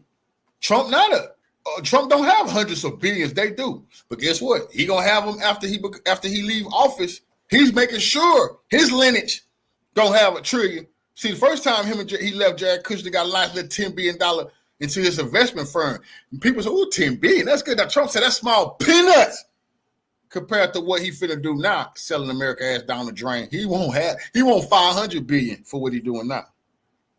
All transactions, all about money, fake, lying, clout, illusions, facade. Nothing corresponds at all to reality. The only thing that was real in there was the groveling for foreign money. Yeah, because he needs that cash injection into Wall Street. He needs the liquidity from Saudi, the UAE, and Qatar to rescue the U.S. economy. Which Trump is doing all that. We the richest and all that. Well, the whole world see you shining the shoes of Saudi Arabia for money. We're supposed to be the richest. We're supposed to be the big wolf. Why do we have to go Saudi Al Qaeda and shine their shoes for them to throw? Okay, we'll throw $1 trillion your way. Well, we're the big dogs. We'll take that trillion from you, ISIS. You ISIS. You is Al Qaeda, Saudi Arabia. We can say that at any moment, and we have threatened them with 9/11 investigations. And then they say, okay, we'll throw it. See, that's the shakedown. Somebody in Congress say, 9/11 investigations. Saudi Arabia used to send 10, 20 billion. So we got Trump like, fuck all that. That's a little foreplay. Let's do the whole wop. Let's just be friends with them and get $1 trillion. That's disgusting, bro. But Saudi Arabia having plenty of money, like, fuck it, man. If y'all want to sit there and kiss our ass and do as we say, I want you to side with Al Qaeda in Syria. You side with them, take the sanctions off. Because Saudi Arabia at the same time want to humiliate Iran. This is all about power politics. Kick Iran out of Syria, kick Hezbollah out. Saudi Arabia and Turkey split that pie. And Donald Trump, he stepped in to normalize Islamic extremism. That's crazy. And that's all he talks shit. These white people, that's all they talk shit about was Islamic extremism every day on Fox News. They got to find a new hustle now. A pretty damn good job of wrecking right now through his trade wars. So they're not going after Islamic extremists no more. They got black dictators to deal with. You heard it here first. You see? Fighting ISIS and Al Qaeda, that's old news. They're our friends now. Now they got to deal with black dictators who not helping their people, who hoarding gold and resources for themselves. You see where we're going here? And all these other, and then running scams on the side, whether it's crypto coins, rugging people with Trump coins, or the new stable coins that him and Elon and everybody else are running for themselves so that they build the baseline of the wealth, so that they're the next Rockefeller class for the next 100 years. And to hell with everybody else who's not in the inner circle. Sorry. That's what they doing. We'll give you a little bite, but later, after we have established the base, the ground level of this new, quote, economy. That's what these people are doing. I hate to say it, I hate to spell it out, but that's exactly what it is. That's exactly what it is. And then supporting terrorists, endorsing, giving credibility to a Al-Qaeda head chopping terrorist. The boss of Al Qaeda. Donald Trump, and shaking his hands. That ain't no lower rank Al Qaeda member who's the boss of Al Qaeda. We got it's like Bin Laden. Bin Laden, then that's what you want. Bin Laden is just some figurehead who just had money. Bin Laden ain't never got his hands dirty, man. We don't know. That's just real talk. We seen him with a chopper. We ain't seen him put in no work. Giuliani is the real deal. He worked for the CIA, but he the real deal. He killed thousands of people with his own goddamn hand, chopped their head off, ate their hearts, terrified people. That's why Trump said, tough guy. Trump know that nigga passed. Tough guy. He know what the CIA told him. John is a fucking mass murderer. But they told him, that was in the past. That's in the past. He's a pretty good guy now. Man, that's just crazy. Trump done just sold his own soul down the fucking river. You told us you didn't like these guys. You blamed Barack Obama. You blamed Hillary. You said Bush was too light on them. Now here you is saying, they pretty good guys. You got to get to know them. Wow. Smoke up the tailpipe of Al Qaeda, saying what a good-looking man he is. What an attractive young man, and he has very strong past. Strong, very good jawbones, good eye color. What the fuck are you talking about? Hey man, Al Qaeda, strong looking guy, decent. What man? This is disgusting. And we're gonna make sure we tell the truth about this fucking bozo for that type of shit. We can't hide this type of shit. He's humiliated himself. He's a fucking clown. Putin is like, what? Boy, that's a terrorist. Putin never. Xi Jinping, they don't trust you. Please, man, if Trump should have arrested him, that would have been legendary. If that fool would have thought he was going to sit down with Trump and then the CIA, the FBI, the Secret Service would have arrested his ass for killing U.S. troops. Oh, man. But no, they kissed their ass instead. Nigga talk about let's do business now. You mean a terrorist? Fuck the U.S. troops, right? Go ahead. Pass chopping off the heads of Americans. Yeah, right here. This is Trump on airplane. I'm not the Qatari one. Airplane one. Listen to what he says. Air Force One. How did you find the Syrian president? Right. I think very good. Young, attractive guy, tough guy. Strong pass. Very strong pass fighter. Is that working? But he's got a real shot at pulling it together. How did you That's your treason right there. It's a wrap. File impeachment articles, congressional back coons. We got him. We got him, y'all. Strong pass. Mr. President, what did you mean by that strong pass? Once he say he killed U.S. soldiers, we got you for treason. What the fuck you doing meeting with somebody who killed U.S. soldiers? Shaking his hand. Doing business with him. Trafficking. You're under arrest, Mr. President. That's what they're supposed to do. Treason. Al-Qaeda killed all the Americans along with the CIA. But they killed all, listen, people. 9/11, horrible day. I can remember it like it was yesterday. Horrible day. America attacked. People dying in the Twin Towers, never made it out, trapped in the fire, burning to death. Some people, it got so hot, that jumped out the window. You want to watch the videos? People diving out the window, bro. It's hot. They jumping out the window. They say to themselves, it's so hot, they die, hit the pavement, they dead. RP on people. Thousands of people died. Some of the heroes that showed up, firefighters, to help those people. They die. They get smoke, or their lungs get messed up over the years. They dying of diseases at alarming high. I'm talking about the regular firefighters who showed up to help our Americans in New York when Al-Qaeda allegedly attacked them. Now let's fast forward to today.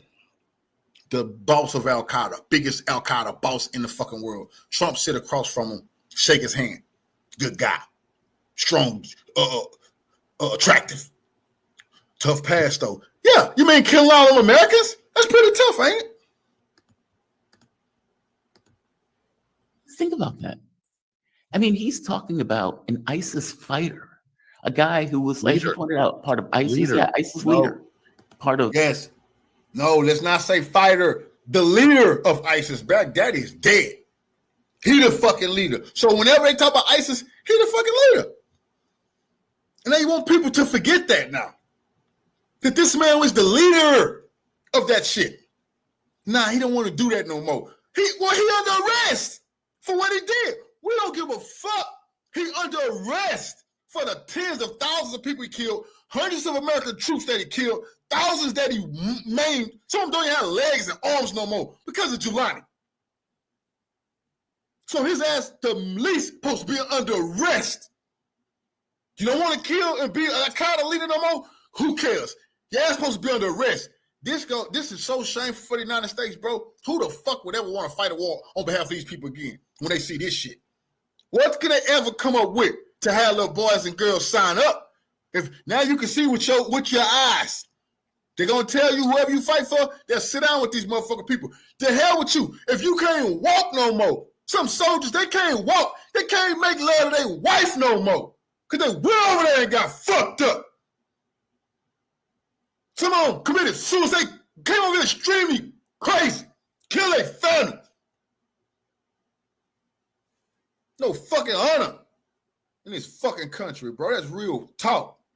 And the U.S. veterans, they can't allow this type of shit to go on, bro.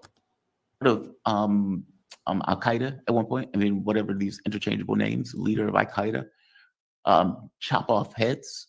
There's even video of like buses of kids where they're indoctrinating.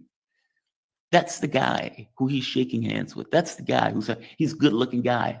Strong pass. It's the strong pass part that makes it even worse because his pass is very clear to anybody that wants to look into who this guy is.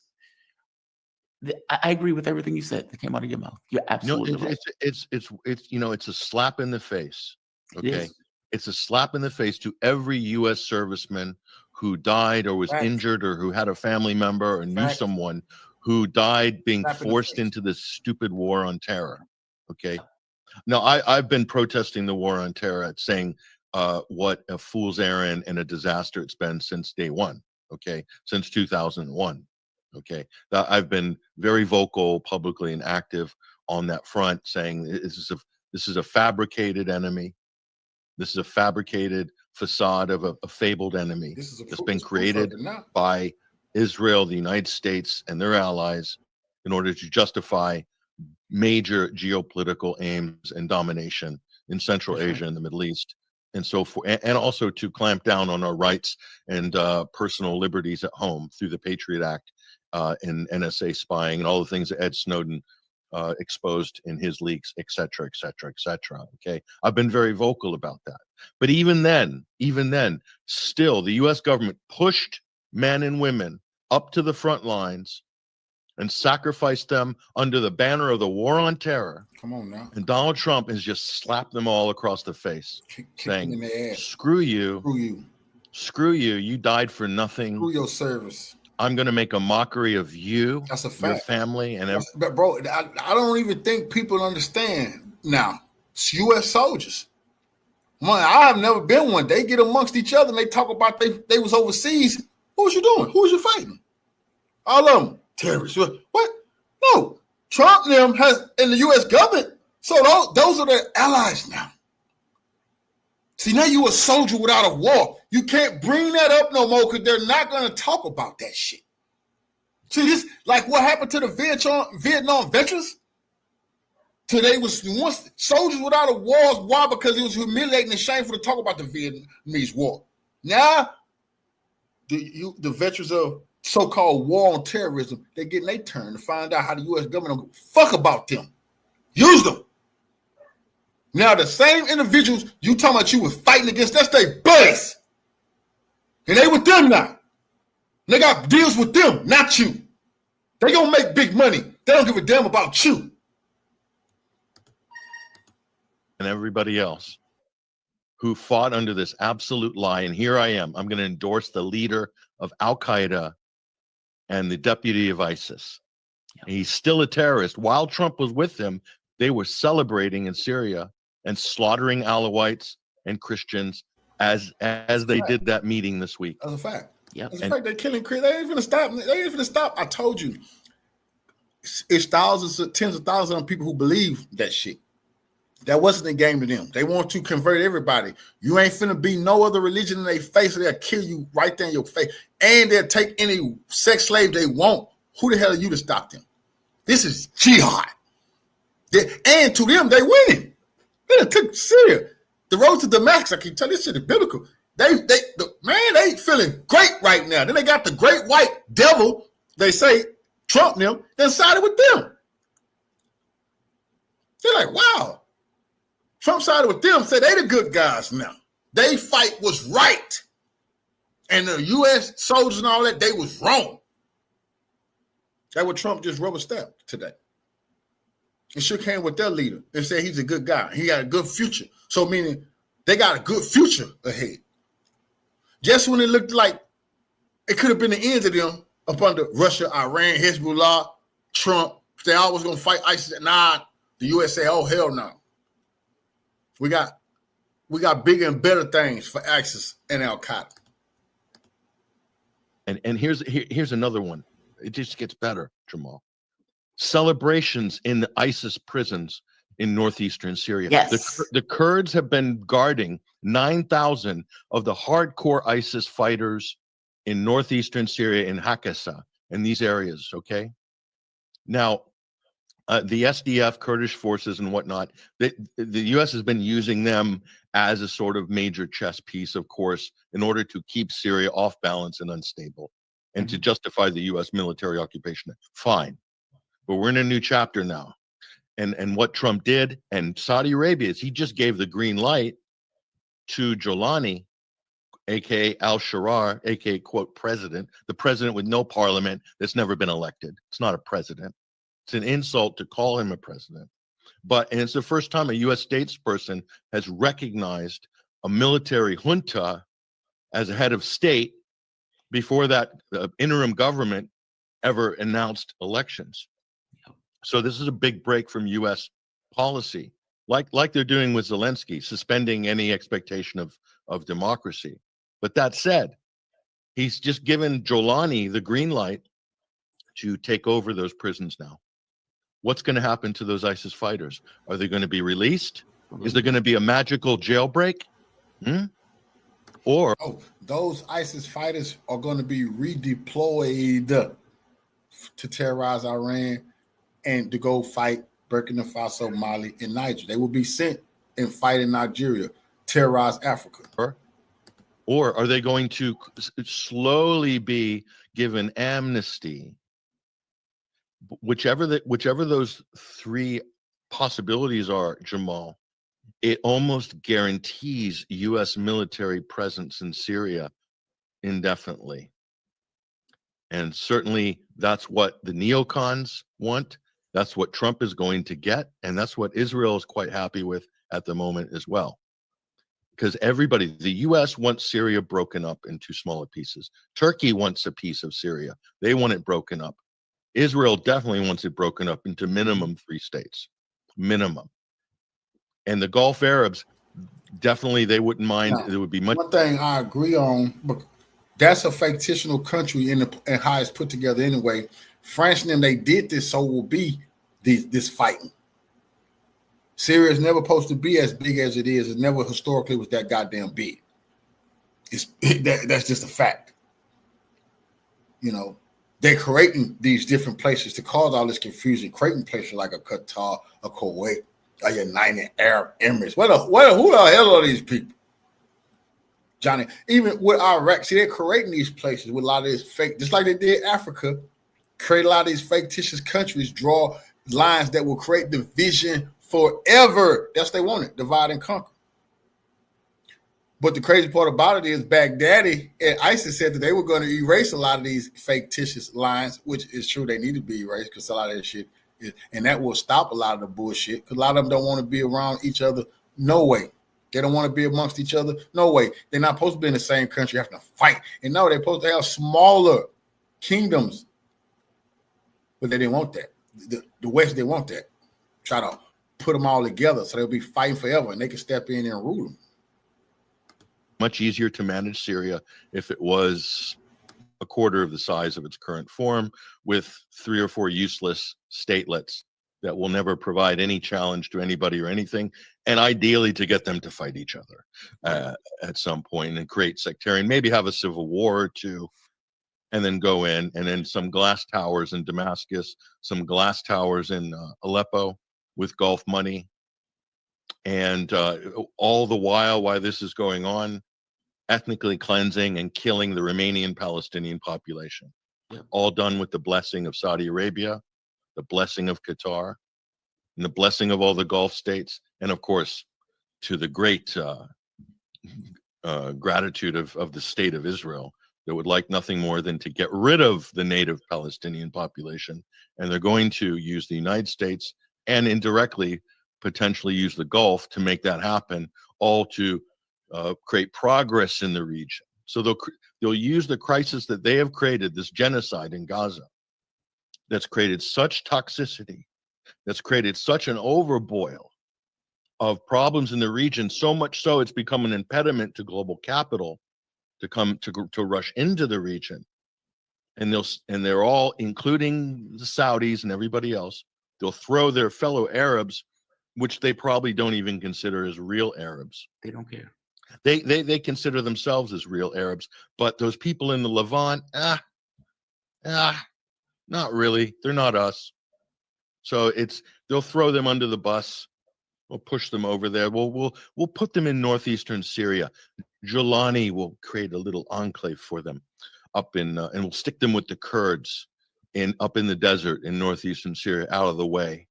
And then push the rest into Egypt, and Jordan will take a few, and whoever doesn't want to leave, we'll just crush them. We'll kill them. That's Israel's plan. Israel has declared total warfare on Gaza. And I've not seen any protest coming from Washington.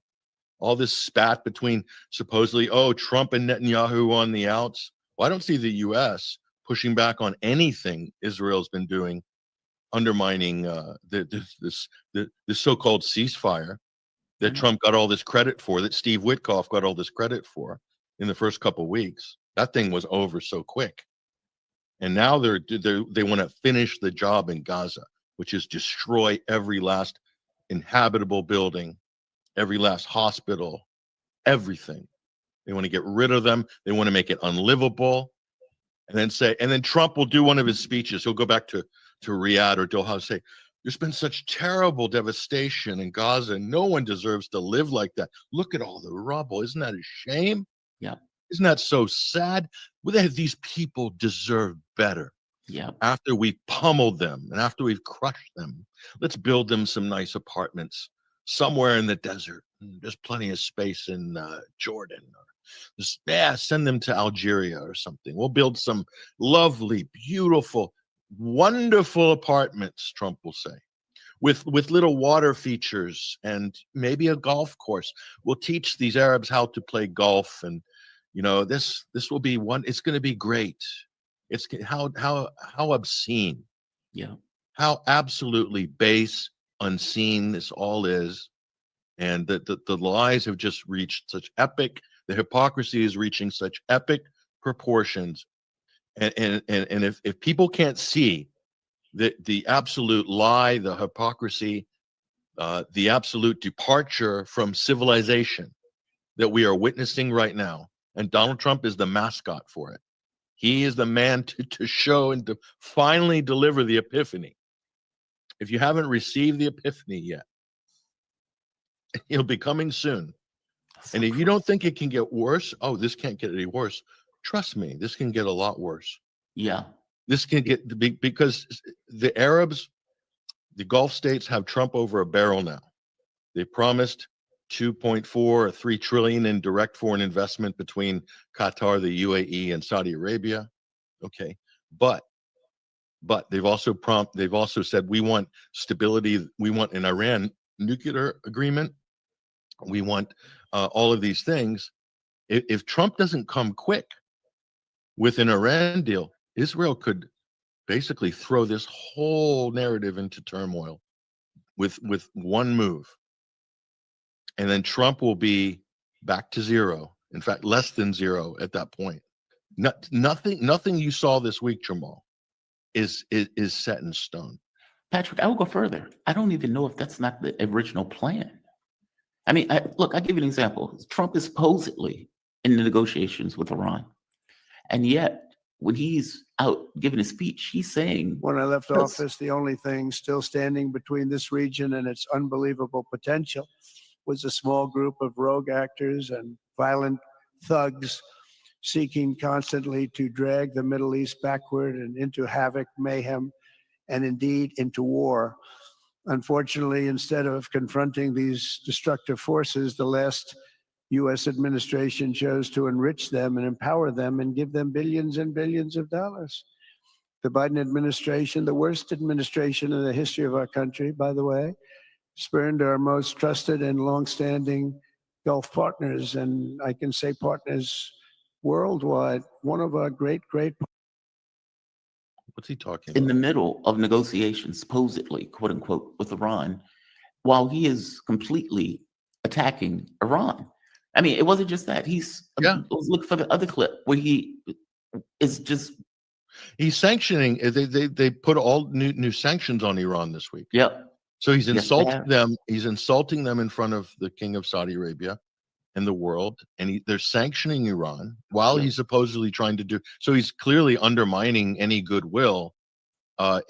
Clearly, he is U.S. president. He himself. He's taking the lead in undermining the goodwill of any negotiations. He's undermining his buddy Steve Witkoff, which shows you, Jamal, that maybe they don't want a deal. Exactly. It doesn't look like which it. is that is exactly my point. Like I've been presenting this white hat and black hat version, that this kind of WYSIWYG, what you see is what you get, of okay, Trump is trying to get a deal, Trump is trying to do this, Trump is at odds with Netanyahu. But then when you go to Saudi Arabia and you're saying stuff like this in the middle of negotiations, by the way, when he was trying to negotiate with Russia and they would try to prod him to attack Russia, he wouldn't do it. Why? Because he was in the middle of negotiations that he wanted to work. And he knows that if you're attacking the people that you're trying to negotiate with, you're not going to get that far with it. Mm-hmm. Trump is taking maximalist demands for Iran that he knows is already a red line. And so you're stuck with this thing of, okay, well, does he really actually want a deal? He went there and even said, here's another clip of him. While the Arab states have focused on becoming pillars of regional stability and world commerce, Iran's leaders have focused on stealing their people's wealth to fund terror and bloodshed abroad. Like, what do you do with that, right? What terror and bloodshed abroad? What is he talking about? Hezbollah? I thought he was talking about Israel at first. I thought he was talking about Israel. I mean, everything that he said there could easily be put in Israel. A band of thugs that Biden has been giving money to that has been committing terrorism in various countries abroad. What's he talking about? A band of thugs? Who? What is it? Al Qaeda in Syria that Biden's giving money to because you just shook hands with their leader and just endorsed him? So is it that? Trump's very clever. He's very clever and very dishonest and very deceptive. He tells stories without naming names, and he leaves innuendo into a gray area while he's in flow of his speech. So it could mean three different things potentially, but it's never definitive. He just kind of drifts it out there without being specific. And you could blame somebody. It could mean this. It could mean that. I mean, he could mean Hezbollah there. Hezbollah is the South Lebanese local defense force defending South Lebanon from the Israeli army. That's what Hezbollah is. And they weren't doing terrorism in Syria. Hezbollah was fighting ISIS in Syria at the invitation of the Assad government. Just like the Quds forces from Iran were fighting ISIS and al-Nusra and Jolani in Syria. They were fighting al-Qaeda. That's what the U.S. claims that they're doing in the Middle East, in Iraq, in Syria, is we're here to fight ISIS. But they do nothing on the ground to fight ISIS. Iran Quds forces, Iraqi Hashd al-Shabi PMUs, they fought ISIS on the ground. They took casualties on the ground. They dealt ISIS huge, the majority, all of ISIS's ground casualties were at the hands of Iraqi PMUs, Iranian Quds forces, and Hezbollah, not the United States. The United States didn't get involved in that. They just did air sorties, hitting empty warehouses and leveling Mosul and Raqqa and killing tens of thousands of civilians in the process, much like Israel is doing in Gaza, much like the U.S. did in Fallujah. Okay, that's what they did to fight ISIS. They didn't do any of the heavy lifting, nothing. In fact, they moved ISIS around strategically in Syria. And truth be known, Israel and the U.S. were ISIS and al-Qaeda's air force in Syria. They attacked Russian forces that were fighting ISIS. They attacked Syrian Arab Army positions, as Israel did many times. Israel probably played really the de facto role of al-Qaeda and ISIS's air force in the last, 12 years, 14 years in Syria. That's beyond any doubt. And the excuse Israel used was, oh, we're hitting Iranian and Hezbollah forces there because this is a security issue for Israel. No, it's not. You can now see everything that was done between the United States, Turkey, Israel, all of the NATO partners, all the Gulf states, everything was done in a coordinated fashion, and Jordan, to weaken, to destroy, to undermine, and ultimately to topple the government in Syria and have the state collapse in order to get the strategic objectives that Israel has achieved already since December, which is very, very clear for everybody to see. They stole the Golan Heights, Mount Hermon. They have strategic artillery fire over Damascus. They have strategic height over South Lebanon, and they're building a corridor through the Druze enclaves right up to really to Iraqi Kurdistan. And as Israel is allied with Iraqi Kurdistan, that will give them a clear path to attack Iran as and when they wish. And the U.S. will facilitate that. And that's probably why the U.S. is there as well militarily. That's why they're staying there, to help Israel achieve that goal strategically. So there's no getting around any of this. But there's another clip, Jamal, where Trump says, oh, we hate seeing the countries in this region bomb each other. We want it to stop. We don't like that. That's after Donald Trump just got done bombing Yemen for 7 straight weeks, just last week. What the hell is he talking about? The U.S. is bombing countries in the Middle East. The Arabs aren't bombing each other. The United States and Israel are bombing countries Israel's bombing Lebanon. Israel's bombing Iraq. Israel's bombing Syria. Israel hasn't bombed Egypt yet, but give them a week. The United States has bombed Yemen. The United States has armed Saudi Arabia to bomb Yemen from March 2015 all the way to 2022, 7 years of a proxy war that was at the behest of the United States, supplied by the United States, and done by the UAE, Arab Emirates, and Saudi Arabia. Okay? So Trump is up there just making up his own version of reality that, oh, these Arabs just can't stop killing each other. We're here to bring peace to the region. No. He just got done bombing Saudi's own neighbor, Yemen, for 7 straight weeks. They emptied out the U.S. arsenal, and then the U.S. basically cut and run because they were losing too many FA-18 Super Hornets, too many Reaper drones, and the Harry S. Truman's damaged, apparently. So Pete Hegseth just presided over the biggest train wreck in modern U.S. military history, and he's sitting there with his infidel tattoo in Riyadh, festooning around as our, quote, defense secretary. This whole thing is a circus. It's one epic failure and a humiliation after another. But lots of great rhetoric, great speeches. Everybody's, oh, Elon in the background, like this. It was like the Hunger Games. I mean, it's disgusting. Elon's openly hostile against Muslims on X, and racist, and promoting hostility with his 200 million plus follower account. You got Hegseth there, hates Muslims. You got Howard Lutnick, arch Zionist, cheering on a genocide, who announced we need to crush jihad at the Madison Square Garden Trump rally. That was Lutnick. They're all sitting there with the Saudis. One big happy family. It just shows you the level of corruption. This whole thing, nothing means anything to these people. Hunger Games is a really good example. Hunger Games is a really good example. I know the clip that you're talking about because it infuriated me when I heard it, and I responded to somebody because they were like, "Oh my God, this is Donald Trump's announcing his new vision for global politics," and I flipped out. I was like, "Are you out of your mind? He's just been killing, bombing Yemen, as you pointed out, for all of these weeks. They've been paying for a genocide. At which point did he have this quote unquote new world view of peace?" This is the clip that you're talking about. It's outrageous.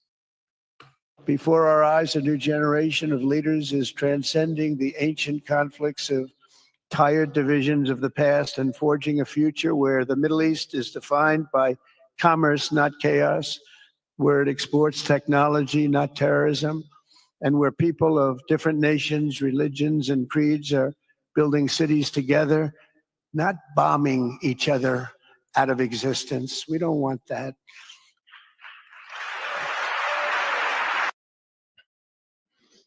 Applaud that nonsense, like lemmings. You're absolutely right. It does put you in the mind of Hunger Games. Where a new generation of leaders, Jamal. What? Are we talking theocratic autocrats? Theocracies, yeah. That's what he's talking about. Oil monarchs and terrorists. Yeah. Is that the new generation of leaders? Al-Qaeda leaders that you're sitting there boosting, Donald Trump? Yeah. What a slap in the face to America. I mean, they're just out there applauding. It's such a humiliation. So it just shows you the people advising him and him himself are either so clueless or they're so corrupt. I think they're sociopaths. I think they don't. I think they're amoral. Any notion of ethics, moral, I don't think they care. And just think, Tulsi Gabbard, who ran the campaign saying, "Look, we need to stop bombing in the Middle East. We're supporting terrorists." And her president, that she now backs and pushes for, is shaking the hand of an ISIS leader. Yeah. And you won't hear a word from Tulsi. Nope. She'll keep her mouth shut. Nope. She'll be a good soldier because Tulsi, it seems to me, and she probably said, "Oh, I'm staying in here," and her supporters will say, Oh, she's staying in there despite how crazy Trump is because she can do some good from the inside. Okay. Maybe so, but her silence is effectively her silence on these fundamental issues is hugely damaging because she's endorsing, by her silence, she endorses everything that Trump says, which goes against basic principles and civilization. 20th modern civilization, full stop. This is what's at stake, is the credibility of Western civilization. That's what's happening in Gaza. Make no mistake about it.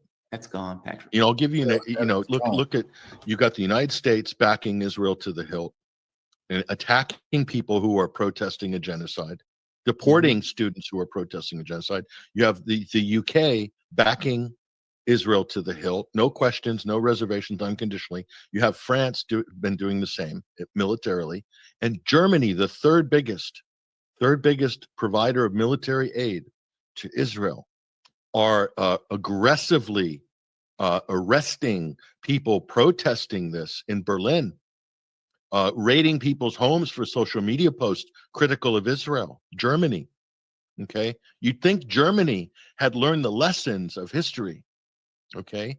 But they're so ensconced in their national guilt, okay?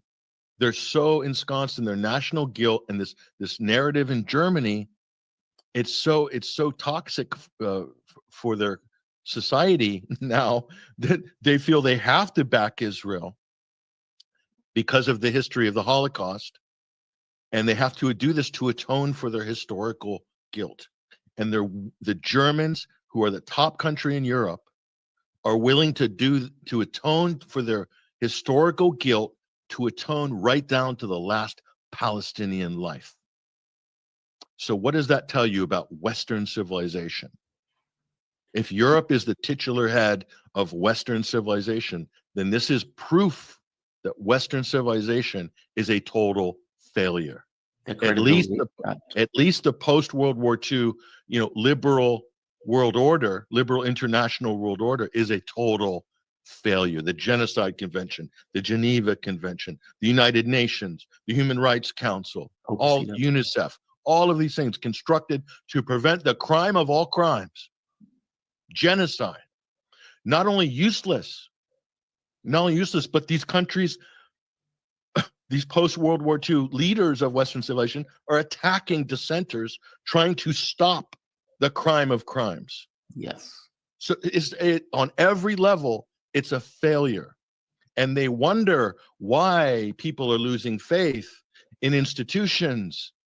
And they say, oh, and our government's answer to that is more censorship, is more regulation, is more speech control, is more deplatforming, more centralization of power. That's their reaction to it. That's their reflex to it. It's a complete failure. And we don't have one leader to speak of, save but maybe a couple somewhere, maybe a few positive voices we're hearing in Ireland or some countries. Spain, Pedro, I forget a little bit in Spain. And everybody is just completely browbeaten into this compliance position, and so corrupt, and unbelievable. So, Patrick, everything that has come out of your mouth today has been God's truth. It really has. There's nothing to add to it. I mean, you're absolutely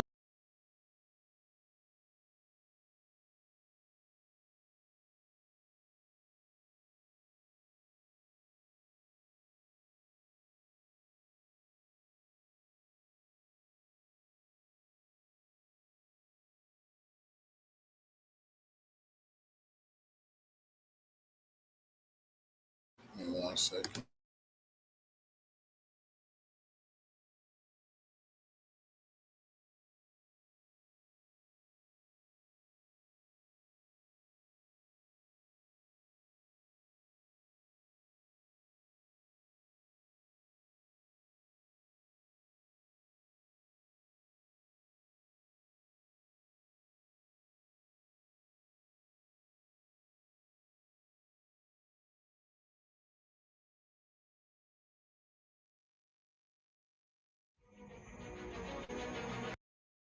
mine and friend of the show, joins us now. Colonel Larry, always a pleasure.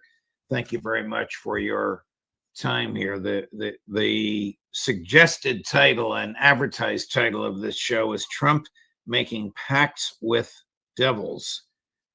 You are a career military, and then of course you had your career in the State Department. What was your reaction when you saw the President of the United States of America hugging a Brooks Brothers clad former commander of Al Qaeda? Interesting development. I'm waiting to see how it works out. I know that our troops are still there. He ordered them out, but now apparently he's ordered them back in because they are in the middle of a silica deposit that is astronomical, I'm told, very valuable, a critical mineral. And so we're not leaving now. Clearly, this man is transactional to the core. But embracing al-Jilani is all forgiven and forgotten. The guy kills Christians, the guy kills Alawites, the guy kills babies. I'm not making this up. This is what Ritter and McGregor, your friends and colleagues, our friends and colleagues, are telling me. But this is Trump, and Trump does business, and business is all he does. And just look at where he's been with some of the richest men in the world courting their money, their business, and such. This is the guy who's motivated by that and that alone. So who is whispering into his ear? He stands up in Saudi Arabia. We'll play the clip in a minute, and blasts the neocons, blasts the efforts of which Colin Powell was once a part to introduce democracy into the Middle East, forcibly introduce it. And then at the same time, he has General Kellogg release the most absurd proposal I've ever seen, which is for NATO to micromanage Ukraine. A non-starter from day one with President Putin, if ever there was one. So does Trump believe whoever's been whispering into his ears last? And then we'll play the clip where he blasts the neocons. Some of that is, of course, true, I think. But I'm listening to what's happening in Turkey right now, and I'm reasonably confident that we might go ahead with this. The real ingredient that might screw it up at the last minute is Zelensky.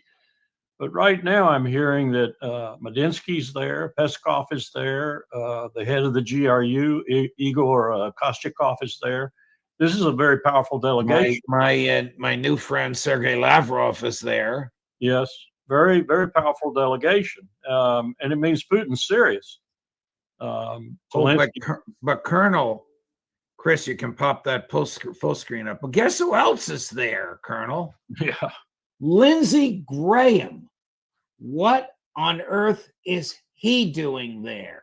He's there. He wants to drive Vladimir Putin from office. That's Marco Rubio, the Secretary of State, the foreign minister of Ukraine, name escaping me, and a smiling, gloating, beaming Senator Graham.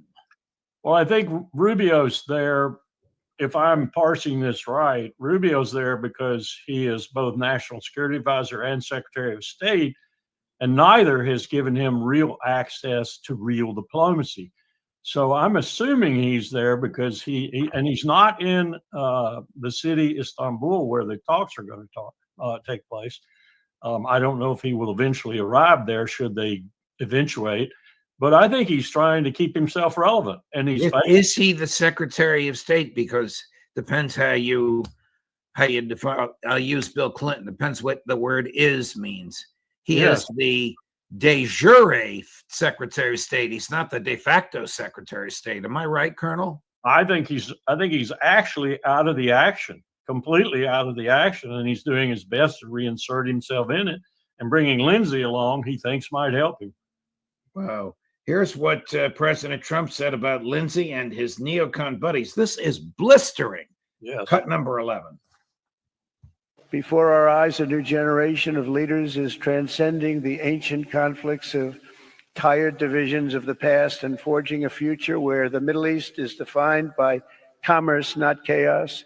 This great transformation has not come from Western interventionalists. The gleaming marvels of Riyadh and Abu Dhabi were not created by the so-called nation builders, neocons, or liberal nonprofits like those who spent trillions and trillions of dollars failing to develop Kabul, Baghdad, so many other cities. Instead, the birth of a modern Middle East has been brought by the people of the region themselves. In the end, the so-called nation builders wrecked far more nations than they built, and the interventionists were intervening in complex societies that they did not even understand themselves. They told you how to do it, but they had no idea how to do it themselves.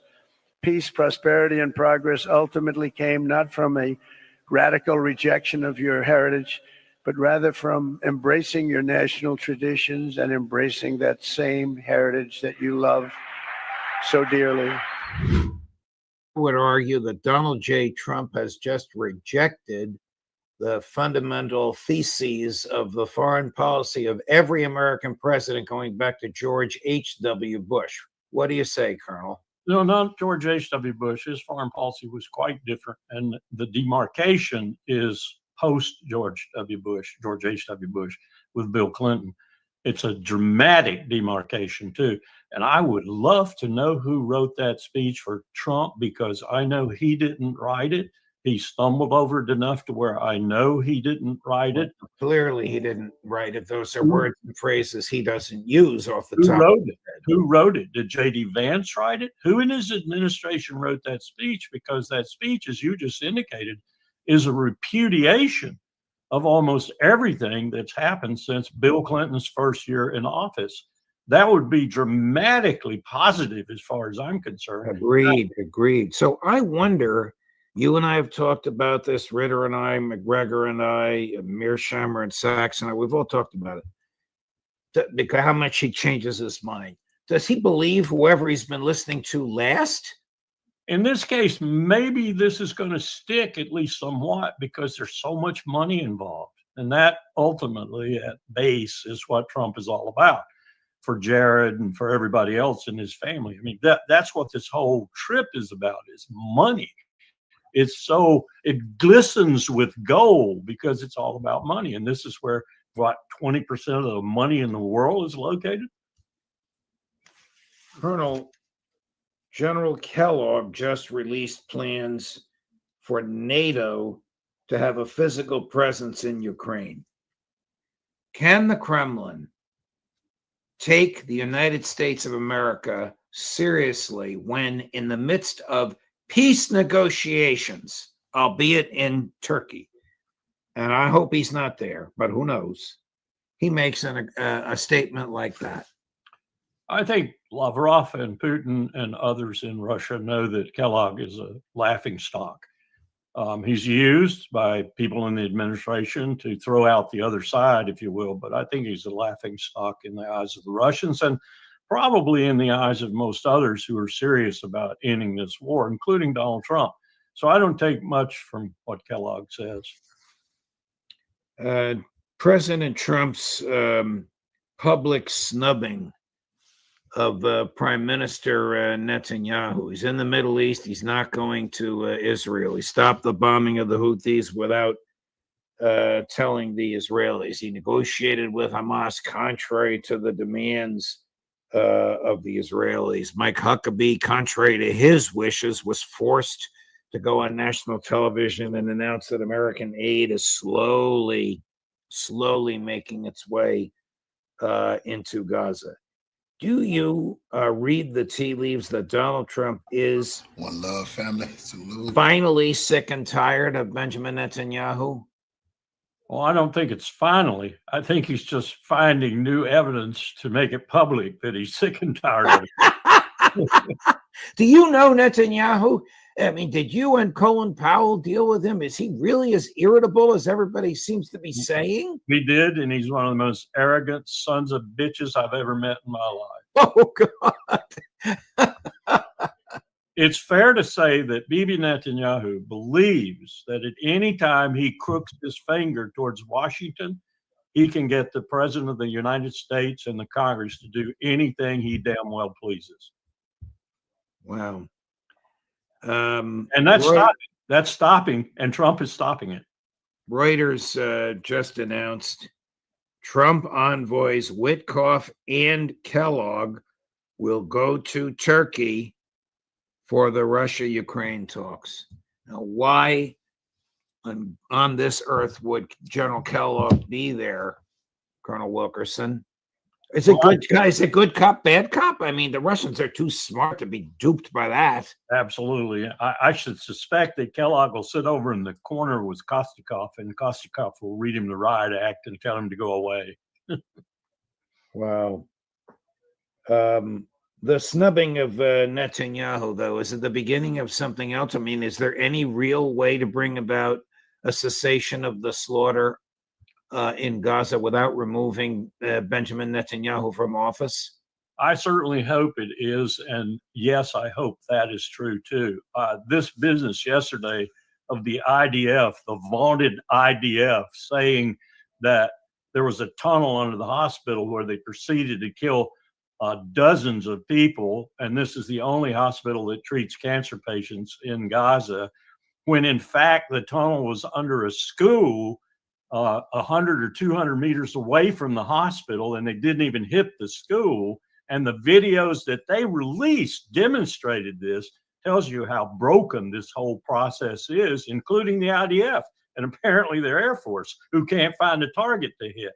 The videos are horrendous. I watched two of them that Chris got me, and of course we can't air them, but it is heartbreaking, saddening, and sickening to watch the entrance of this hospital as people go in and come out, and suddenly you see the incinerated bodies of those people on the ground at what once was the entrance to the hospital. Where is the outrage? There's outrage on this show and on the shows of our friends and colleagues, but where is the outrage from people who could stop it? Well, Donald Trump is a man of peace. Why the hell is he paying for this? It's growing. It's growing in Europe, and it's growing in America. I think it's probably over 50% of the average population in both places. Where it needs to grow and where it isn't growing, and I listened to Gideon Levy this morning, and I think he's right, it's not growing in Israel. There is absolutely no disgust of consequence in Israel over what its military is doing in Gaza.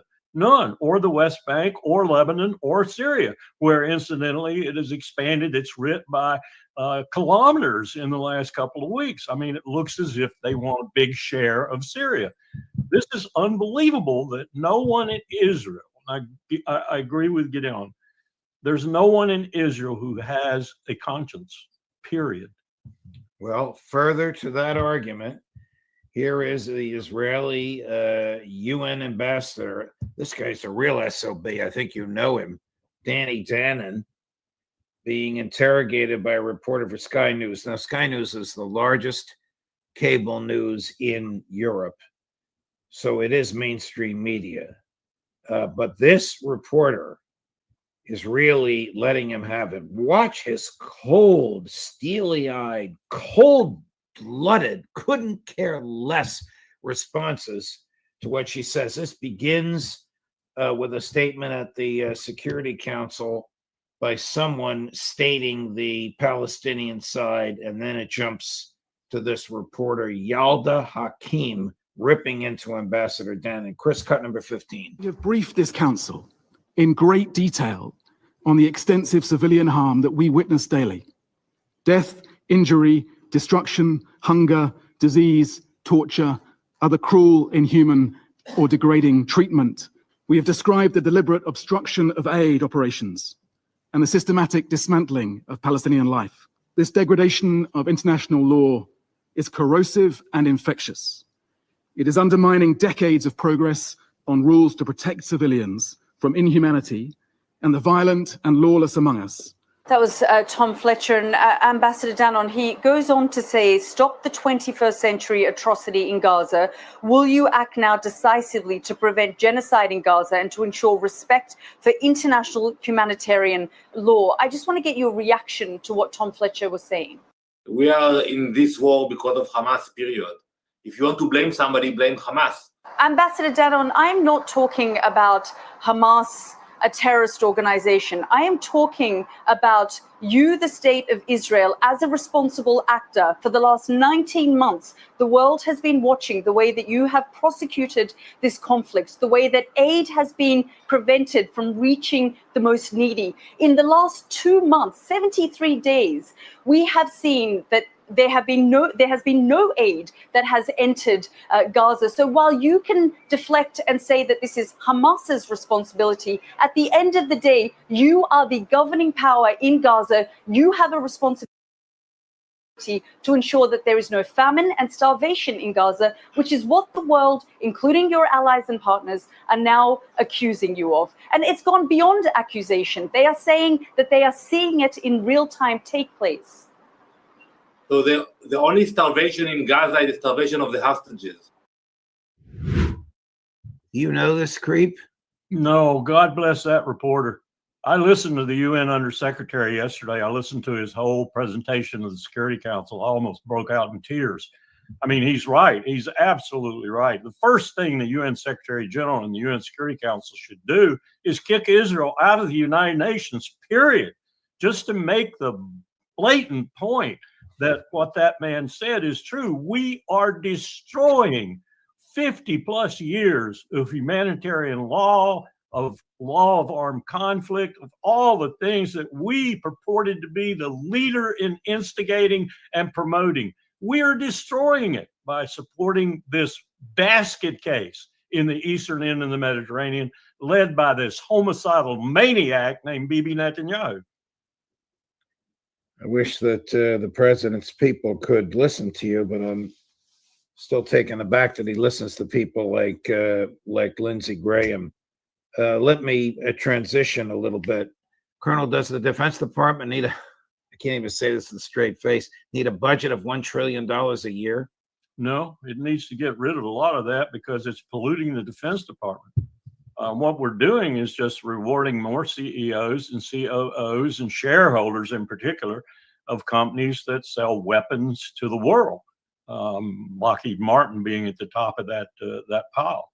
It's incredible. We're just rewarding them. We're giving more and more money. And of course, some of that money comes back in donations to congressional members who vote for the appropriation of that money. So it's a cesspool. It's a cesspool in which Congress is guilty as charged.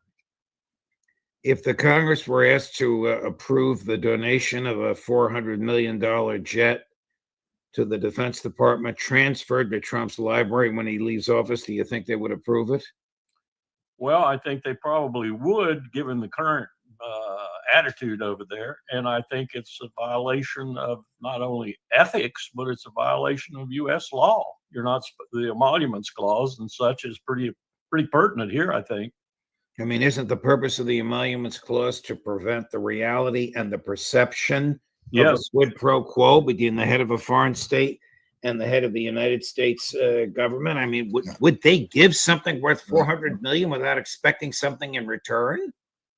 Not on your life, and especially not these people. These people believe, I remember Bandar Bush. These people believe that when they give $1 billion bribe, for example, to the British government in order to change the sales of aircraft to South Africa, and Blair gets a big share of that bribe, they believe that's the way you do business. Wow. Our friend Ben Cohen of Ben and Jerry's, a forceful advocate for peace in Gaza, shows a hearing at which HHS Secretary Robert F. Kennedy Jr. was testifying to make his opinions known, and he was dragged out by the police. But I want you to watch what happened to him. This looks like dear old Ben orchestrated this. You watch the shouting and the Q&A as they're carrying it out. Now, I know you've demonstrated and you've been carried out, But watch the way Ben did it. Cut number 16. Permitted while the committee conducts its business. Capitol Police are asked to remove the individuals from the hearing room. Move down the hallway. Ben, why are you getting arrested? Move down the hallway. If you stop, you will be arrested. Poor kids in Gaza by buying bombs and pays for it by kicking kids off Medicaid in the U.S. Keep going down. Keep going down the hallway. Ben, how many days have they been starving in Gaza? What has it been? 75 days by now. Anthony, I need my shoe. Our program. Down the hall right now. Let's go. Everybody. I'm saying, everybody. Stop this. Pick it up. Stop this. Pick it up. Ben, what are you calling for the Congress and senators to do for Gaza? Congress and the senators need to ease the siege. They need to let food into Gaza. They need to let food into starving kids. What did you say in there, man? I said that Congress is paying to bomb poor kids in Gaza and paying for it by kicking poor kids off Medicaid in the U.S. Don't let them any closer. Back. Stop. Everybody. Stop. Everybody stop. Ben's a character and a true believer. I'm offended at the efforts to stifle free speech. That's the hallway of a congressional office building, a quintessential place for the expression of free speech. I agree with you. I was there with Doctors Against Genocide and confronted those same Capitol Police. Their attitude and their treatment of those people was reprehensible. And Dennis Fritz and I sent emails and letters to the lawyers that represent those police and to the general counsel. We got, sops back, but, Ben's my boss, so I got to be careful. He's my boss at the Eisenhower Media Network. Ben did an interview, you may have seen it, with Tucker Carlson recently. And I think in that interview, Tucker asked good questions and Ben gave extraordinarily good answers. And his answers more or less rehearse what you and I have just been saying about the reprehensibility, the despicability of Israel. Yeah. Ben's been on the show. He's a good friend of the show, and he's friends of friends, as you know. Finally, Colonel, I was very distressed to see this. About a month ago, the American intelligence community, under the leadership of two people who had been there for a long time, issued a report that Tren de Aragua, the group that Trump is railing against, apparently they're pretty bad people, as bad as they are not affiliated with or subject to the government of Venezuela, that they are adverse to the government of Venezuela. Yesterday, Tulsi Gabbard fired the authors of those reports because the reports were not consistent with the White House narrative. Now, I've already said this. Trump, they're going to use those gang members, which they are giving weapons to in America. They're training them in illegal military camps. This is your future freedom fighters that's going to be in Venezuela trying to take over Venezuela. The same criminals that they've been talking about. And somebody wrote an article letting the people know that these people are enemies of the Venezuelan government. Yeah, they are, but Trump don't want people to know that, because sooner or later, Trump is going to say, no, these are legitimate authorities of Venezuela, just like they did in Syria. It'll be the same game that they play. But right now, they can't, in the U.S., you can't, they ain't no terrorists, so they just gangs. Like Haiti. They're not freedom fighters. They're just gang members. Same thing with these people until we send them back to Venezuela to overthrow the Venezuelan government, and then we'll say they're the legitimate government of Venezuela. I guess we're back to this again. I'm already here. I heard about that, and I don't know the full details of it, and I'm not familiar with this organization, so I can't comment on the veracity of her claim. But I would say that it sounds legitimate to me that she shouldn't have done that she was doing it for political reasons and political reasons alone, which really disappoints me in Tulsi Gabbard. Colonel, thank you very much for your time, my dear friend. I understand the reins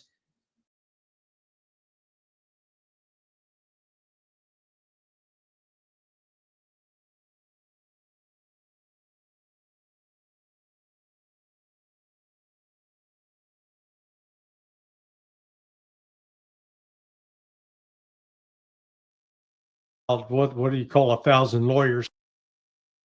Johnson join us as they always do, doing their double duty. Gentlemen, thank you very much. So we've had a very unusual week, guys. Trump in the Middle East, enriching his family, leaving with a $400 million jet, although he didn't actually get the jet yet, condemning the neocons and snubbing Netanyahu. Larry, to you first. What's your big picture take on the events of the past week involving the president in the Middle East? It's like the joke. That's just astonishing, bro. That they gave him a $400 million free jet. You know, he gonna keep it stashed and tucked away until he's no longer president. But then that's something his family get to inherit $500 million. They might say, "Fuck it, we don't even want it," and then just cash in the money. So that probably fuck that jet. We got our own Trump jet. Just give us that $500 million. That's the type of shit he openly doing in these people's face. Tell about what do you call 1,000 lawyers chained at the bottom of the sea? A good start. So, all right, go ahead. This was a good start. At least when Trump took down the neocons and then warmed up to Mohammed bin Salman. And what's fascinating is, you know, when you kick in $1 trillion to the U.S. government, you do get a lot of affection. So I think Mohammed bin Salman actually outspent AIPAC, at least for this year, with that $1 trillion, and bought a lot of goodwill with Trump. You heard he just said the Arabs outspend the Jews. American show is all about money right now. Trump, everybody talk about how he mistreating Benjamin Netanyahu. Well, he don't have a treaty to give to Trump right now into the U.S. government. So they don't have time for them. We're going to let them murder Palestinians and continue to hog. But right now, we're going to go sit down and be friends with the Arabs. We don't give a damn if he don't like them. It's big money on the line. See, this type of America is a backstabbing nation and individual. You see? That's why. See, and the Zionists won't forget this. Trump think he dancing with devils. He think he gonna play with Benjamin Netanyahu like this? Watch what happens. And as a result, Trump said, "Hey, I'm lifting sanctions on Syria." That the audience went wild. They erupted in applause. Benjamin Netanyahu will attack all these people. Benjamin Netanyahu will attack Saudi Arabia and Kuwait and United. Everywhere Trump just stopped, nigga, Israel will attack these people tomorrow, nigga, and dare the U.S. to stop. They'll bomb Iran in the morning and force the U.S. to get to this fight. So you can see Trump, he blinded by money. He's not thinking rationally. And everybody around him, they just shutting up because they want to be big. See, that's the problem when you're just doing things for money. So the rest of them flunkies sitting around there thinking about that day to be worth hundreds of millions of dollars. And that's so fucking true. Everybody on the staff, except Elon and them, who are already billionaires. So this is all about money. And they letting Trump know, boy, you're going to get all you can ever get. Just go ahead. Just lead us. So he's making terrible decisions. But then at the same time, later in that speech, Trump said, "Hey, and let's get together on this Abraham Accord." Everybody sat on their hands. Abraham Accord, for those that are not familiar with it, is to get all the Arab Muslim countries in the Middle East to recognize and embrace Israel. And I'm sure that Mohammed bin Salman and the Sheikh. But they was already finna do that until Hamas attacked Israel. And then they set the little plan back. Saudi Arabia, everybody was already finna do it. Now the leader of Syria has said they've been waiting on Bashar al-Assad was in the way. Now they got Syria. You see? It's a great day. They're thinking Israel is gonna sit back and make sure attacking Iran is still on the list and shit like that. They're not worried about these flunkies. They're not worried about Saudi Arabia like that. They've already agreed to kiss Israel ass and be friends. Of Qatar and the Emiratis, they all told Trump the same thing. Hey, yeah, we'll get on board with your Abraham Accord, provided Israel stops murdering Palestinians, stops the genocide, and there's a two-state solution. I think that was an implicit message in that. Maybe that's the next step. Ray, before you weigh in on this, here is Donald Trump ripping into the neocons like I have never seen an American president do. Chris, cut number 11. Before our eyes, a new generation of leaders is transcending the ancient conflicts of tired divisions of the past and forging a future where the Middle East is defined by commerce, not chaos. This great transformation has not come from Western intervention. The gleaming marvels of Riyadh and Abu Dhabi were not created by the so-called nation builders, neocons, or liberal nonprofits like those who spent trillions and trillions of dollars failing to develop Kabul, Baghdad, so many other cities. Instead, the birth of a modern Middle East has been brought by the people of the region themselves. In the end, the so-called nation builders wrecked far more nations than they built, and the interventionists were intervening in complex societies that they did not even understand themselves. They told you how to do it, but they had no idea how to do it themselves. Peace, prosperity, and progress ultimately came not from a radical rejection of your heritage, but rather from embracing your national traditions and embracing that same heritage that you love so dearly. Just going to give you a little breaking news. The Supreme Court has just ruled 7-2 that President Trump may not use the Alien Enemies Act to deport people because none of them are from a country with which we are at war. Ray, your thoughts on what the president just said? Did you ever hear in the modern era you would think in the modern era you would hear a president rip into the neocons like that? No, you're right. This is unprecedented. It really shows that somebody on his staff is writing the right words for him. Now, those were not his words. We know that. Some of them he couldn't even pronounce right, Larry, but go ahead, Ray. Well, you know, at the same time, this administration is hopelessly divided. I mean, not only on the Middle East, but even on Ukraine, where you have Kellogg and Witkoff, and you have this divided empire here. So, how does that look to President Putin? You know, I think that he says, well, you know, let's deal with Trump while we still can. Who knows when, to use Putin's words, the men with the dark glasses and the attaché cases and the nice suit like mine, says Putin, come in and tell Trump what he has to do. So with a divided advisory council, so to speak, half of them still neocons, is Trump going to be able to translate this rhetoric into concrete deeds? The first test comes on Ukraine.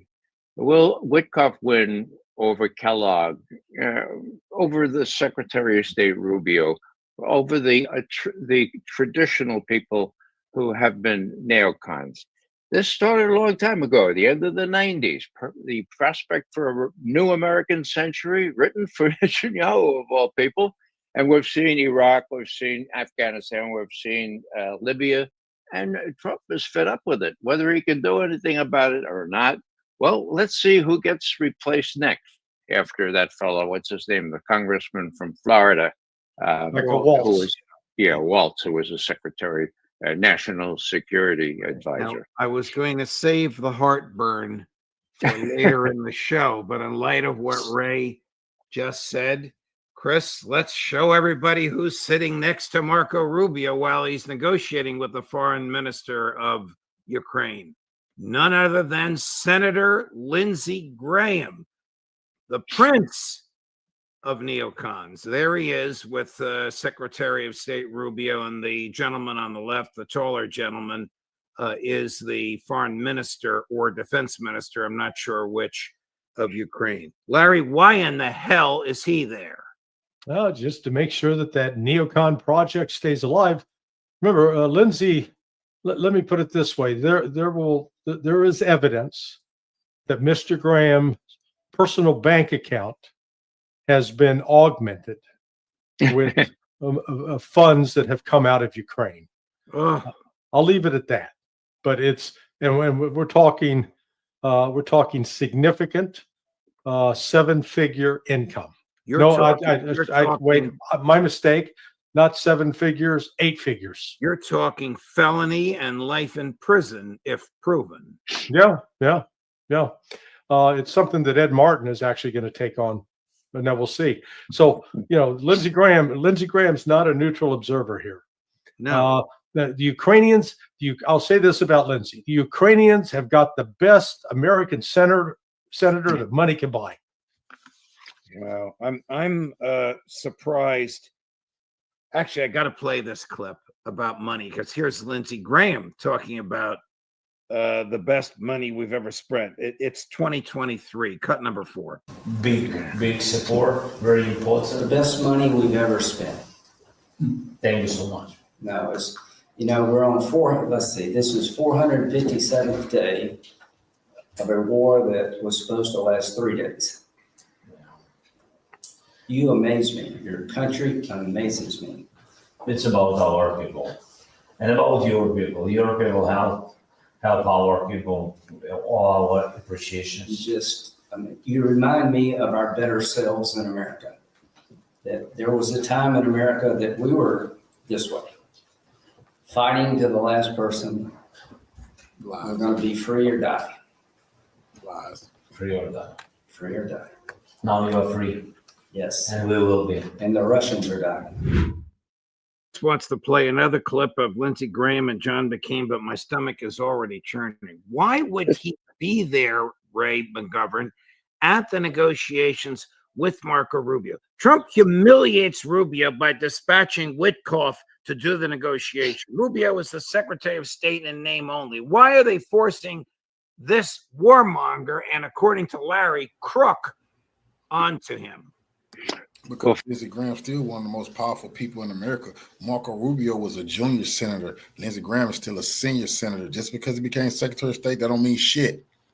That means shit. That's small potatoes. Lindsey Graham is still the big war hawk. John McCain dead. All that light tone talking voice, that's a psychopath. Before Trump became president, he didn't have more power than Lindsey Graham. That's why Lindsey Graham on the end on that meeting, he want to make sure he get his cut.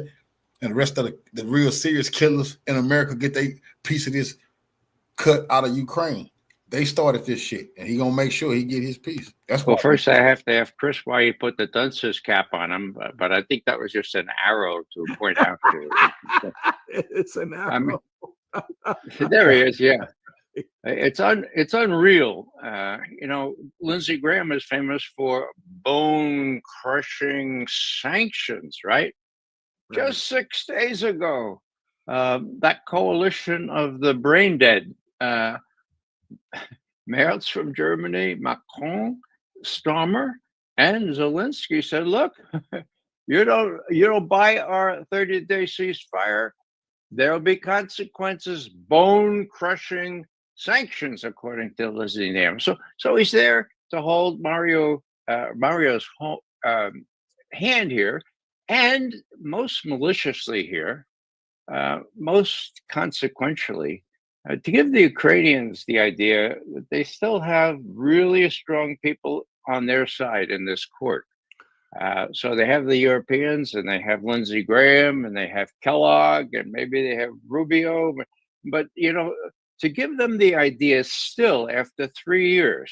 One last comment, Graham. This is great. 457 days, my God. Hundreds of thousands of young kids been killed in those 457 days, right? And does Graham give a hoot about that? Of course not.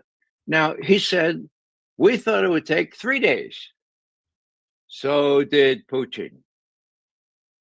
So did Zelensky. So that's my proof of that.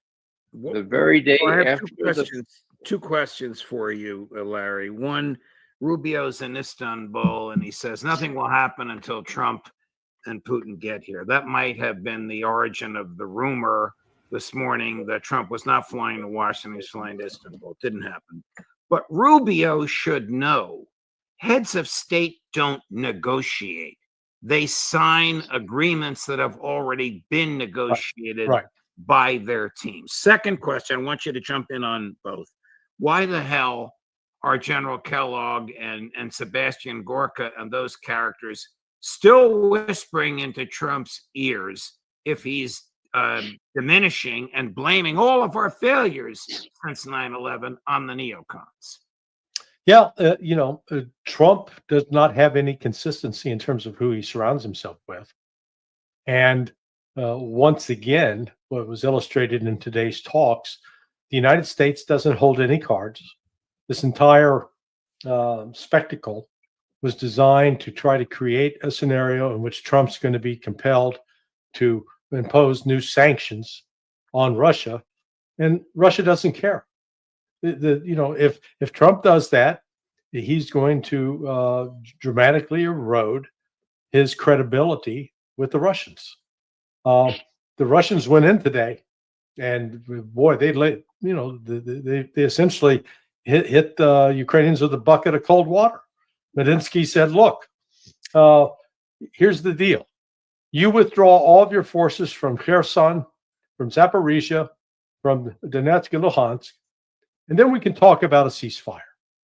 But until that happens, we're not going to talk ceasefire. And if you turn this offer down, we're going to take 4 more. So we'll control 8 oblasts, not just 4."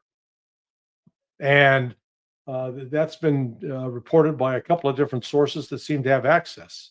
Right. So and the Ukrainians, oh, we reject that. Okay, go ahead and reject it. The Russians are moving steadily to the west. They're going to take Dnipropetrovsk, Sumy, Poltava, and Kharkiv, and they'll be up against the east bank of the Dnieper River.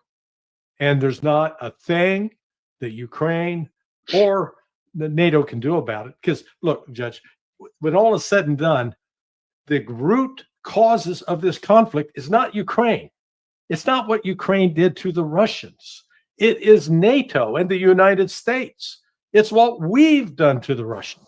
You couldn't be more correct. And yet, General Kellogg again pushes this NATO peacekeepers on the ground. If anything were ever a non-starter, if anything were ever so profound the Russians wouldn't even bother to come to the table, it's that.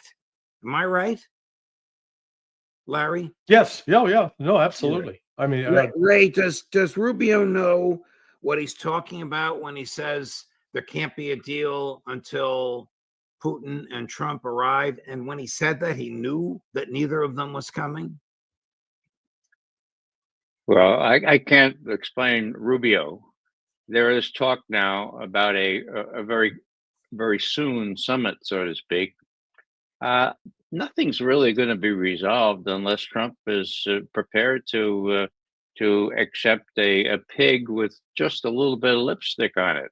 Larry's right. The Medinsky, the head negotiator for the Russians, he said, "Look, how long do you want to fight this thing? We could do it for another year. No, we could do it for 20 years, like we did against the Swedes." The Russians are in a very strong position, and I think that the way this thing's played out, 6 days ago, we had the brain dead from the allies, the Europeans. You had Zelensky saying, "Look, we're going to have a ceasefire, or there'll be really huge sanctions." And then what does Putin do?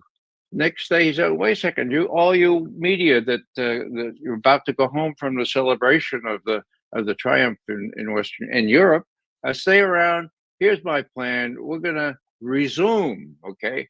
Big word, resume the negotiations that were broken off by the West in Istanbul, and indeed resuming with the same leader, Medinsky. Okay, so this means this is a big deal. Now, when I mentioned Lindsey Graham, say, we thought this would be done in 3 days. Well, as I say, so did Putin, so did Zelensky. Why? Because of the second day of the invasion or the special military operation, Zelensky called Putin and said, "Let's talk. Let's get this thing over." And the whole rest of the deal was the Russians succeeded in scaring the pants off Zelensky. He sent his best representatives, closest friends to Belarus and then to Istanbul.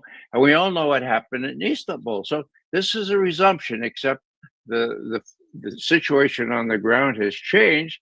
And as Larry said, I think the Russian negotiator says, okay, look, you want to come back later? Well, then we'll have 5 more provinces that are 5 provinces rather than the 4 we hold now. So they have a strong hand. I think that Trump and his people, maybe Witkoff, were aware of this ploy by Putin and fully support what happened today and are ready to say, well, if the Ukrainians can't be any smarter than that, and if they continue to be aided and abetted by people like Lindsey Graham and the Europeans, that's it. We quit. Europeans and Lindsey, you take over from here. We're out of there. So, Larry, the United States negotiates directly with Hamas. It wasn't Marco Rubio, it was somebody else that Trump dispatched. And as a result of that negotiation, the last American hostage from New Jersey, 22-year-old young man, was freed. No quid pro quo from the Israelis because they weren't involved. Trump publicly embraces an ex-Al Qaeda commander who, according to Ritter, has killed Americans with his bare hands. Trump publicly sidelines Netanyahu by ostentatiously not mentioning him in 4 days and, of course, not stopping in Israel. Where's this going? Well, let's start with Trump embracing Jelani, formerly known as Jelani, now known as Ashara, a bona fide terrorist. ISIS, Al-Nusra, Hayat Tahrir al-Sham, one of the top 10 international terrorist groups on the State Department's hit parade. But this is not without precedent because we got several American presidents that have been embracing terrorists before. Menachem Begin, does that ring a bell? Right. How about Yitzhak Shamir, also a terrorist? One ran Irgun, one ran the Stern Gang, and both later became, country leaders. So, we clean them up. We dress them up in a suit, cut their beard or shave the beard, cut the hair, make them look presentable. And then all of a sudden they're in good company. What that Trump is actually doing something pretty significant with respect to distancing himself from the Zionists, that when you hear the likes of Ben Shapiro and Mark Levin, their heads are exploding. They're out shouting about Steve Witkoff being, now Witkoff is Jewish, as are Shapiro and Levin. Right. But yet, according to them, Witkoff is an anti-Semite. Oh, he's taking anti-Semitic positions. I mean, you can't make this up. No. And so the fact that Trump, after saying, "Oh, I'll never talk to Hamas," and he talked to Hamas and got the deal done. He's big on pushing the Abraham Accord. Witkoff was putting out information this morning that they got all these countries, Armenia, Azerbaijan, the Saudis, they're all ready to go with the Abraham Accord. The thing he didn't say, and I guarantee you is in the fine print, they're all on board as long as Israel stops the genocide against the Palestinians and the United States recognizes a Palestinian state. Those are going to be the two conditions that these other countries, particularly the Saudis, will hold out for in order before they embrace the Abraham Accord. Sure, they'll give Trump his victory to say, man, I stopped the war between the Arabs and Muslims and Israel. Yeah, but in the course of that, he may actually end up saving the Palestinians. I'm at least hopeful that that's what's being done behind the scenes. Ray, I want you to comment on a clip that we're now going to run. It begins with the UN High Commissioner on Genocide giving a brief report to the Security Council. And then it transfers to a Sky News, biggest cable facility in Europe, reporter ripping into Danny Dannon, a cold, steely-eyed, you can describe him as you see fit, UN ambassador from Israel. Cut number 15. We have briefed this council in great detail on the extensive civilian harm that we witness daily. Death, injury, destruction, hunger, disease, torture, other cruel, inhuman, or degrading treatment. We have described the deliberate obstruction of aid operations and the systematic dismantling of Palestinian life. This degradation of international law is corrosive and infectious. It is undermining decades of progress on rules to protect civilians from inhumanity and the violent and lawless among us. That was Tom Fletcher. And Ambassador Dannon, he goes on to say, stop the 21st century atrocity in Gaza. Will you act now decisively to prevent genocide in Gaza and to ensure respect for international humanitarian law? I just want to get your reaction to what Tom Fletcher was saying. We are in this war because of Hamas, period. If you want to blame somebody, blame Hamas. Ambassador Dannon, I'm not talking about Hamas, a terrorist organization. I am talking about you, the state of Israel, as a responsible actor. For the last 19 months, the world has been watching the way that you have prosecuted this conflict, the way that aid has been prevented from reaching the most needy. In the last 2 months, 73 days, we have seen that there has been no aid that has entered Gaza. So while you can deflect and say that this is Hamas's responsibility, at the end of the day, you are the governing power in Gaza. You have a responsibility to ensure that there is no famine and starvation in Gaza, which is what the world, including your allies and partners, are now accusing you of. And it's gone beyond accusation. They are saying that they are seeing it in real time take place. So the only starvation in Gaza is the starvation of the hostages. I mean, how do you deal, Ray McGovern, with a mentality, with an inhumane attitude like that? Well, I'm just glad that the interview wasn't in person because I think she was Irish and she would have done him in. Oh, yeah. You know, it really is. You know, when we talk about the Arabs, let's admit that they're cowards. The Arabs don't give a rat's patootie about the Palestinians, even though they have real domestic problems with Palestinians. They do a lot of their work for them. Okay, so what's going to really take is that Trump has got to make that telephone call we all talk about and tell Mr. Netanyahu, look, we're getting embarrassed ourselves about genocide. We don't think it's a real neat thing. Even the press in Britain and to some extent in America are talking about genocide now. Sure, CNN and BBC not, but it's coming. We want you to stop. Now, can we as citizens do something about that? Sure we can.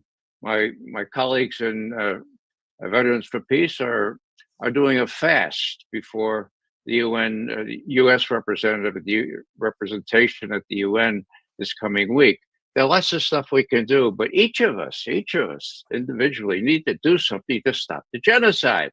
Last thing here, Aaron Bushnell, who was so beside himself about what we were doing, set himself on fire. The last thing he said was, look, we asked him what we would have done during slavery, what we would have done during Jim Crow, and then what will we do during genocide? Well, you're doing it now. You're doing it now, or you're not doing it now. And so that's what we got to do here. The Arabs are a feckless bunch. They're just interested in money. Sorry to say that. And Netanyahu's not going to listen to anyone else but Trump. Maybe the time has come for Trump to make that telephone call. Ray, about a month ago, officials of the National Intelligence Council of the CIA issued a report concluding that the Tren de Aragua gang was not affiliated with or subject to or directed by the government of Venezuela. This week, Tulsi Gabbard fired the two top officials at the National Intelligence Council. What is the National Intelligence Council, and how significant is some firing like this? Well, if it's tied to this paper that undercut the U.S. or undercut Trump policy, then that's mischievous because that shouldn't happen. What we see here now is a whole reorganization of the reorganization that took place after 9/11. All those senators and all those members of the 9/11 Commission said, "Oh, the problem was no one was in charge." Well, I got news for you. Someone was in charge and had the authority and had the responsibility to prevent 9/11, and he didn't do it. His name was George Tenet. Right. So everybody made mistakes for him, and they set up a new superstructure, which was totally unnecessary. Now that's coming home to roost because there's all kinds of games being played here. And all you need is somebody in authority with integrity and the gumption to do things about it. They can run the PDB, they can run the National Intelligence Council and make good estimates, but they need to have the right kind of people in there. They don't need another superstructure. But I do have some hope that Tulsi Gabbard, as she is moving the people that do the president's daily brief out of CIA headquarters, I hope she gets somebody with integrity and responsibility and guts to run the PDB, because that's where it hits the road. Larry, Mr. Trump needs to get what he needs to get. Larry, A, what is the National Intelligence Council? And B, who would work for her if they're going to get fired for being intellectually honest? Well, back in my day and Ray's day, the NIC was actually part of CIA, and you'd get senior officers from different divisions. Like one of my friends and mentors, Fulton Armstrong, went on to become the National Intelligence Officer for Latin America. He was in that position when the decision was made to invade Iraq in 2003. He, along with the National Intelligence Officer for Africa, opposed that invasion. But after the reorganization, the setup of the Office of Director of National Intelligence, the NIC was moved under it. Now, whether they physically moved out of CIA headquarters and moved to the DNI headquarters, that I don't know. But what the National Intelligence Council is supposed to be is to have, the best Latin American expert, the best Africa expert, the best European expert, the best Asian expert, the best Soviet, or then it was then Soviet, now Russian expert, etc. So you've got the expertise from these different disciplines, and then to oversee the production of national intelligence estimates, which that's virtually disappeared, at least under the Biden administration. I don't recall even a single national intelligence estimate coming out. So it's to be there as sort of an expert consultants. And my understanding is the people that Tulsi fired, they fired them for their political involvement, not because they were providing unwelcome analysis. It's because they were political activists, openly talking about defeating Trump. Okay.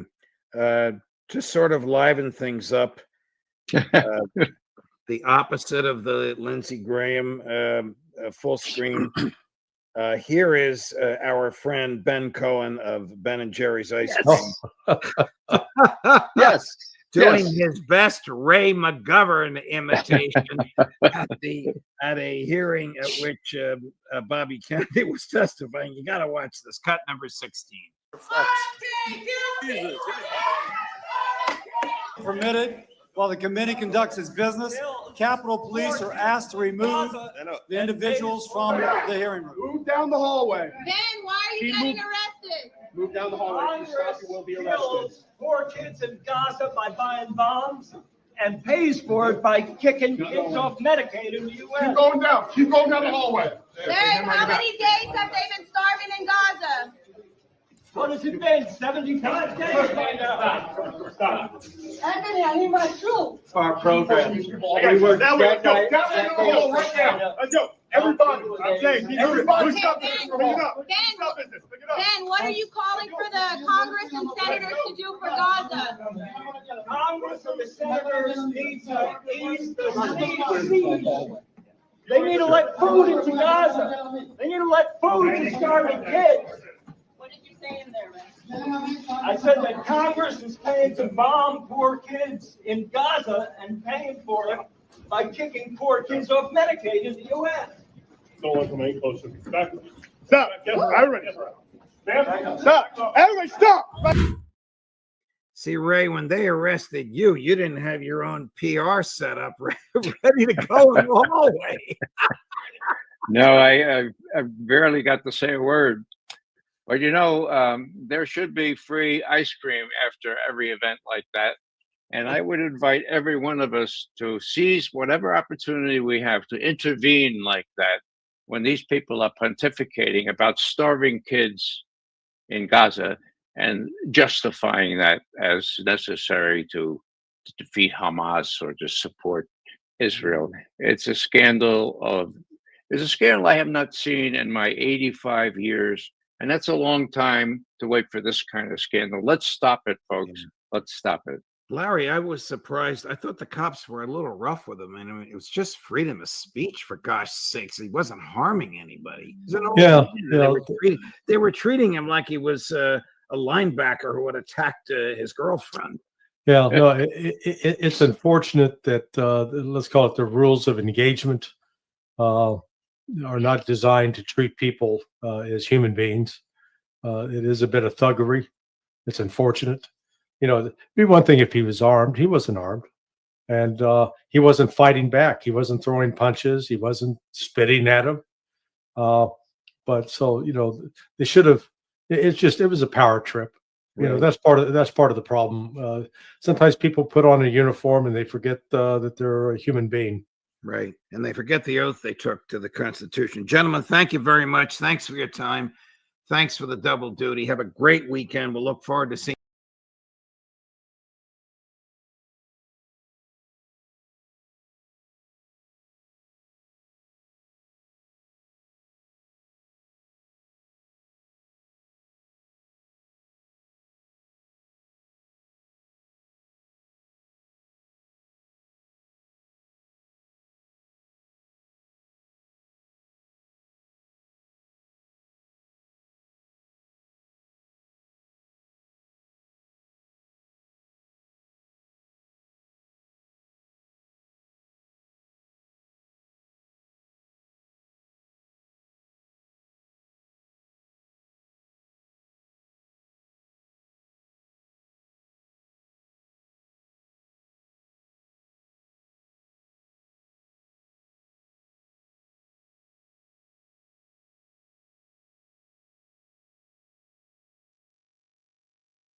Well, our go-to voice on international affairs, not just on the Middle East, though I want to concentrate on that with him this evening, but on broader geopolitical issues, is Patrick Henningsen, geopolitical analyst, journalist, host of Sunday Wire, joins us now. Patrick, wonderful to see you. Thanks for joining us.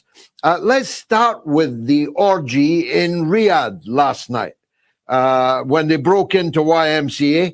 I thought the kit was about to come off. It was something to behold, wasn't it? I'm still speechless, George. It's just, there's so many different aspects of this that are so terribly wrong that it's hard to know where to start. I'll probably take your lead with some inquisitive questions on this, but I think the piece de la resistance of this whole conclave, I would call it neocon exhibitionism by Trump, because he's joined a very special club here. He's effectively completed the life's work of Hillary Clinton and John McCain in legitimizing Al Qaeda and ISIS having a foothold, or Islamic State right back in the middle of the Middle East. And it's I think a very bad move to have that photo op with Al-Jilani, which she did. I don't think the problem, George, is here. We're talking, you and I understand these issues. We've been following this. We covered these issues in the Middle East for decades. And I don't think Donald Trump understands even 10% of what we're probably about to discuss. And that's the problem. Does he realize what he's done by shaking hands with the head of Al-Qaeda in Syria, the deputy of al-Baghdadi, who's running pogroms as we speak in Syria against ethnic and religious minorities as we speak, and has effectively been rewarded, lifting sanctions? I mean, it's just unbelievable. There's so many different beneficiaries to this in the Gulf, between Qatar, who bankrolled the entire destabilization campaign of Syria. But it was a division of labor. Saudi played a role. Turkey played a role. Jordan played a role. Israel played a role. The United States, NATO countries played a role. France, Britain, they all played. Germany, the Netherlands, everybody who backed the white helmets and all of these, quote, civil society operations in Aleppo and northern Syria, they all played a role in this 14-year dirty war against Syria. And they're all sanctioning the EU, the United States. The sanctions that all these people cheered for, demanded sanctions be put for 14 years on Syria. And now they're same people are celebrating that sanctions have been lifted. They never really cared about the Syrian people. Of course they didn't. But it just shows you that it's like the whole hypocrisy of this whole dirty episode, this whole epic is now laid bare. And Donald Trump was the man to do it. This is the final humiliation of America. In my, I mean, it's a bad photo op to be complimenting the head of Al-Qaeda in Syria, saying what an attractive young man he is with a very strong past, said Trump. I don't know what to say. I'm speechless, George. That goes to a point you made, and one does so reluctantly because one doesn't want to insult the United States by saying their president is an idiot, at least so close to the last guy who was certifiably an idiot by the end. But what can you say about a president of the United States whose only words about the deputy of al-Baghdadi and therefore co-founder of ISIS and previously the deputy of al-Zarqawi and deputy leader of Al-Qaeda, when the only thing you can say to the cameras about him is that he's an attractive young man with a strong past? Well, what do you mean a strong past, Donald? Do you mean the deputy leader of the guy that knocked down the Twin Towers? Do you mean the deputy leader of the guy that cut Daniel Pearl's throat, that cut Ken Bigley's throat on camera? I mean, couldn't you even say, well, look, we were the enemy of this guy, but we're ready to give him a chance? Couldn't you even acknowledge the pain of the victims of ISIS and Al-Qaeda? Or did you not even know? Did nobody tell you who this guy really is? There's the bounty. The U.S. government had a bounty on this man's head just a couple of months ago for a number of things, for the slaughtering of Druze. Yeah, for the slaughtering of Druze, for the killing of American servicemen in Iraq, and the list goes on. And so where's Marco Rubio on this? Marco Rubio is a great crusader against global terror, apparently. They keep 5 minutes doesn't go by and they say Iran is the #1 sponsor of state terror in the world, which is a complete trope. But here you have an actual here you have the Islamic State that ISIS could never manage all those years when Assad was in power in Syria, and they finally got it. And everybody's just, well, it's not Al-Qaeda anymore. This is the new president with no parliament. And you know, there's a couple of things here that they're a complete departure from precedent. One of them is whenever there's a coup or whenever there's a junta, and this is a terrorist junta effectively in Syria, the U.S. government, the British government, UN Security Council, their policy is to demand elections. Give us a date. You must have elections. That legitimizes the junta, if indeed it is a junta. But none of that. They've suspended that requirement for this guy, al-Sharar, aka al-Jilani, and also for Zelensky as well. There's no expectation of liberal democracy norms anymore. And that's now this whole thing has become so transactional. And so Trump is basically turning a blind eye in order to give global capital access to the minerals, to the resources of Syria. They will privatize everything. They'll sell off everything.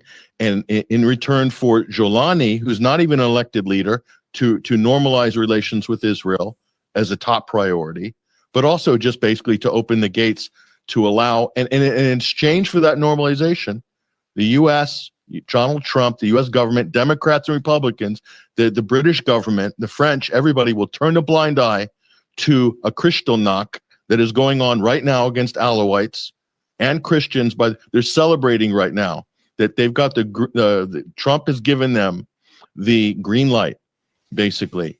And the violence domestically in Syria is unspeakable. In fact, the ISIS, the hardcore ISIS fighters that are in the prisons in Hasaka, that the Kurdish SDF forces have been guarding for these years, Trump's basically given Jolani now the green light to take over those prisons, 9,000 hardcore ISIS fighters. So the head of Al-Qaeda is now taking over all these ISIS fighters that have been in prison. What's going to happen to them? Are they going to be released? Will there be a magical jailbreak? Will they be given amnesty? What I will say, George, this will guarantee U.S. military presence in Syria indefinitely. That's my prediction. Now, you mentioned Israel. Let's turn to that. I read your material assiduously. There's not a day goes by when I'm not checking out what you've got to say. Tell the viewers what you think is really going on between Trump and Netanyahu. I think that was a kind of canary in the coal mine moment, because following this supposed spat between Netanyahu and Trump, that I had not seen any actual evidence for it. A lot of it's innuendo and very conveniently leaked stories in the Israeli press, by the way. But there is a political desire within Israel, a power struggle, seeing Netanyahu as a major political liability for the state of Israel. It's becoming an existential issue. So the internal political problems in Israel could destabilize the state as an international actor in this case, which would be very interesting. But if you look at the way the world's press has changed, you've seen a sea change in the narrative. Now all the major mainstream publications are acknowledging it's a genocide. Israel's gone too far. I mean, gosh, it's taken them long enough. You know, we're in the 20th month now. But anyway, better late than never, I suppose. But there's clearly this acceptance across the establishment that Israel is beyond the pale now. And they would like to probably lay at the feet of Netanyahu.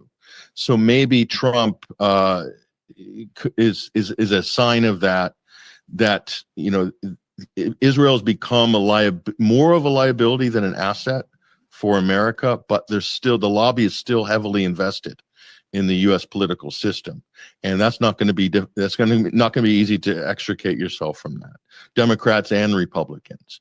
But you can see definitely a change when the media is changing en masse on this and shifting and pivoting. This is significant. It means that I think global capital wants to park money, assets, and investments in the region, and Israel is actually an impediment to that, which is interesting. Okay. Also, the situation in Syria, the instability there, that might also be an impediment to that. Certainly for the Qataris, any gas pipeline project they have planned. As well as all the other various pipelines and gas projects and so forth, canal projects, all sorts of things up for grabs in the region. But global capital can't, the Gulf states can't proceed forward with this massacre that the Israelis are carrying out against the Palestinians. But how this is going to end, I have no idea, George. I have no idea. So the U.S. Trump changes his mind every couple of days. What he says today might not be applicable on Monday.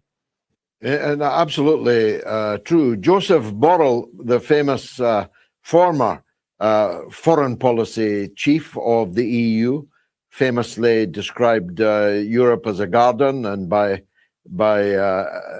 extension, everywhere else as a jungle that was seeking to encroach on the garden. Now that he's retired, he has explicitly stated this week that what's happening in Gaza is a genocide. And as you say, there's this chorus now from the poshest people's papers all over the Western world. I think myself, if I were analyzing this apparent breach between Trump and Netanyahu, they're preparing to drop the pilot. They're preparing to bring down Netanyahu and replace him with a fresh coat of lipstick on the pig. Yeah, I think so. But as we know, George, that the internal debate within Israel between, quote, liberals and the hard ethno-nationalist right, led by Smotrich and the Ben Gavirs of the world, the debate is whether to go for full-blown genocide or ethnic cleansing. That's the internal practical Zionist debate within Israel, which isn't much of a debate when you consider the welfare of the native Palestinian population. But that's kind of where it's at. And you're right, they would love to basically make a lot of this bad toxicity die with Netanyahu's political career. And certainly within Israel, that suits them. Washington too, Europe definitely. And then basically carry on. What is the next phase? What is the next phase? Israel has committed to total warfare in Gaza now, and resuming total warfare. And you know what that's going to entail. And they want to make it so unlivable that there's no option for it's already unlivable. But they even bombed the European hospital. European International Hospital was bombed just a couple of days ago. And it's no medical, no education, no water, no food. It's still under siege. It's just ridiculous. But Trump gets on stage in Saudi Arabia and gives this speech about, they're treating them so bad in Gaza, the hostages or whatever, as if compare the Palestinians kidnapped and put in Israeli gulags and what they look like if they're alive when they're released. If they're released at all. And you look at the condition, the physical health, and the high spirits of the Israeli captives high-fiving Hamas on their way out before they're released. I mean, Trump is lying. And he's also lying. He sits there in front of MBS and says, we want to see this wonderful region, and the countries in the region are charting their own destiny, and we don't want to see them bomb each other. And the U.S. just got done with a 7-week bombing campaign against Yemen just last week. What's Trump talking about? The U.S. is bombing the countries of the Middle East.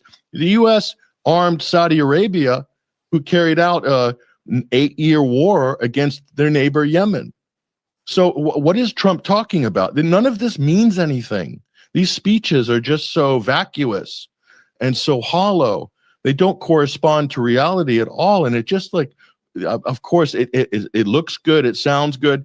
Neocons, Fox News audience, they don't care. It sounds, it's great. It's really great. Meanwhile, Pete Hegseth, the defense secretary, is sitting there wearing a suit next to MBS, and he's got a tattoo that says infidel in Arabic on his right bicep.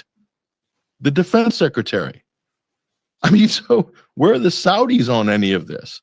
These are people who hate Muslims, who openly proselytize for rebuilding the third temple in Jerusalem. That means demolishing Al-Aqsa, right? I mean, it's just ridiculous. So between Trump and the Gulf and this circus in Syria and Israel, I mean, we're all used to fixating now on Gaza. But the cabinet this week has effectively declared the intention to annex the West Bank. They have literally taken control of Area C, which was supposed to be, under the terms of the Oslo Agreement, under the control of the putative Palestinian state in the two-state solution that every Western government claims still to be committed to. Every Western government except the US, that is. So, in fact, if the polarity, if the dichotomy is between Netanyahu and Ben Gvir and Smotrich, it's between bad and worse. And there's no real sign of any other political force with any other level of political support in Israel that might be able to be the new lipstick. Maybe, I don't know, a military coup or something in Israel? How are they going to get out of this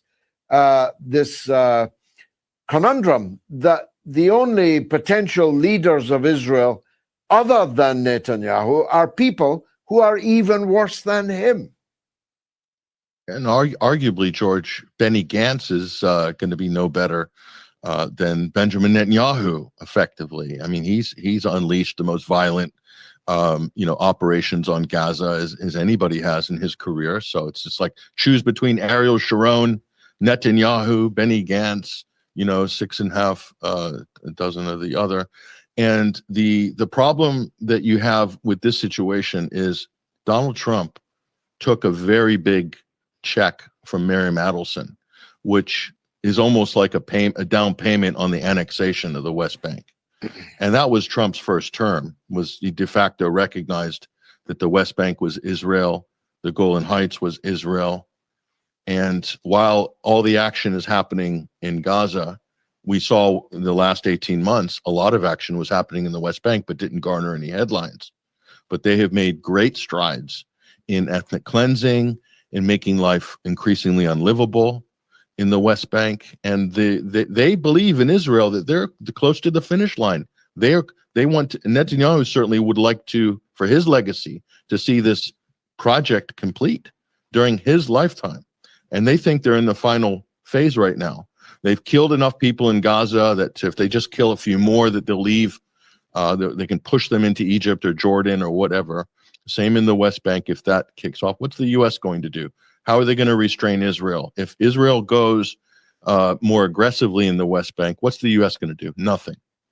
What are the Democrats going to do? Nothing. They don't care. What's the UK? What's Britain going to do? Nothing.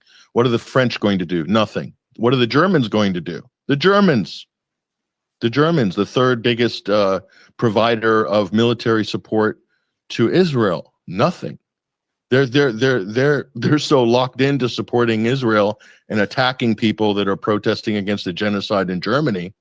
Germany is so obsessed with atoning for their historical guilt that they're willing to atone down to the last Palestinian. That's where Germany's at right now. There's nothing. Yeah. There is nothing. So where's it going to come from? Mind you, Patrick, mind you, Adelson's check is long ago spent. The kings of Arabia wrote far, far bigger checks last night and this afternoon. Maybe Trump's just following the money. Yeah. This is a big transaction. So it's interesting because Trump is following the money, George. But if you listen to, for instance, the foreign minister of Saudi Arabia, comments that he's made during this meeting, how important it is for them to resolve the Iran nuclear issue.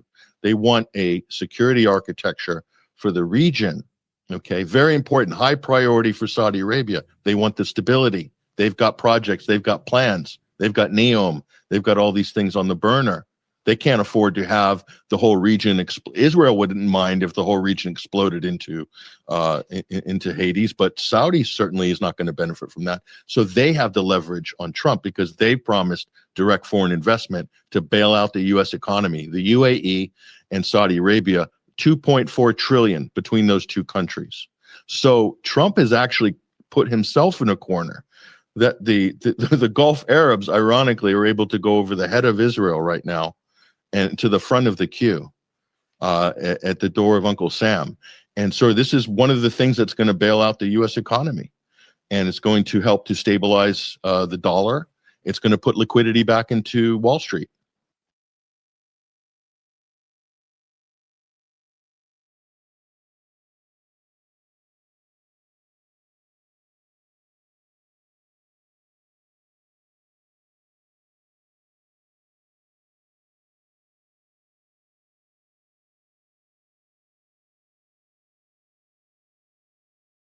From rim to rim in about. We have scientists saying that off the coast of Central California right now hides under the waves a bunch of these massive pockmarks all over the seafloor. They say that the area is roughly the size of Los Angeles. It's about 500 square miles all the way around. And these pits, they thought for a while, were formed from methane. And of course, scientists would say this, kind of guessing, and people would just accept it and go on. But now they've gone down and they've looked at these round depressions, and they're saying that they're a whopping 6 football fields in length from rim to rim and about 16 feet deep apiece. And they don't think that these were formed from methane bubbles at all. They say that the tidy explanation raised eyebrows when they went to go offshore into this exact same area and put up wind turbines. This slope, continental slope area, is between 1,600 and 5,200 feet below the waves. They say that if methane were still leaking, they would see it, and that the turbines could not anchor into the earth, so to speak, if that was the case. So they went looking, and when they went looking, they found these pockmarks just all over the place, and they were like symmetrical, and the distance between them were almost identical. So they went over with all kinds of scans and everything else, and they say that these circles average about 656 feet across. And they're all over the place in this region. There's an insert on the map that zooms in, and it's kind of hard to see, but this whole region here, within right here, there's all kinds of little bitty dots. Not these larger ones, but they're really small, and those represent these pockmarks all over the place. But this region, full of mystery, you talk about underground bases, ancient underground tunnels, and everything else that run off the coast of California. Some of this is known. They've discovered tunnel systems right there on the coast that they believe run to areas underground, even under the ocean. A lot of mystery surrounding this, but one thing's for sure, they have been waiting for the big one in terms of an earthquake to strike this region as well. California just seeing a series of what I would say are mid-sized quakes here from 2.5 to 2.9, but striking right along the San Andreas fault line. And they're warning it's overdue. See, the San Andreas, the main cause of concern in Southern California, if anything lets loose there, it's due to erupt now. Well, it goes off every 150 years, right? And the last one was 167 years ago. Southern California due for the big one here at any time. Also, the New Madrid fault as well. I'll leave a link here so you guys can read up on this, but join me for the live streams over on the main channel, Dabu77, Monday, Wednesday, and Friday, 9 p.m. Eastern.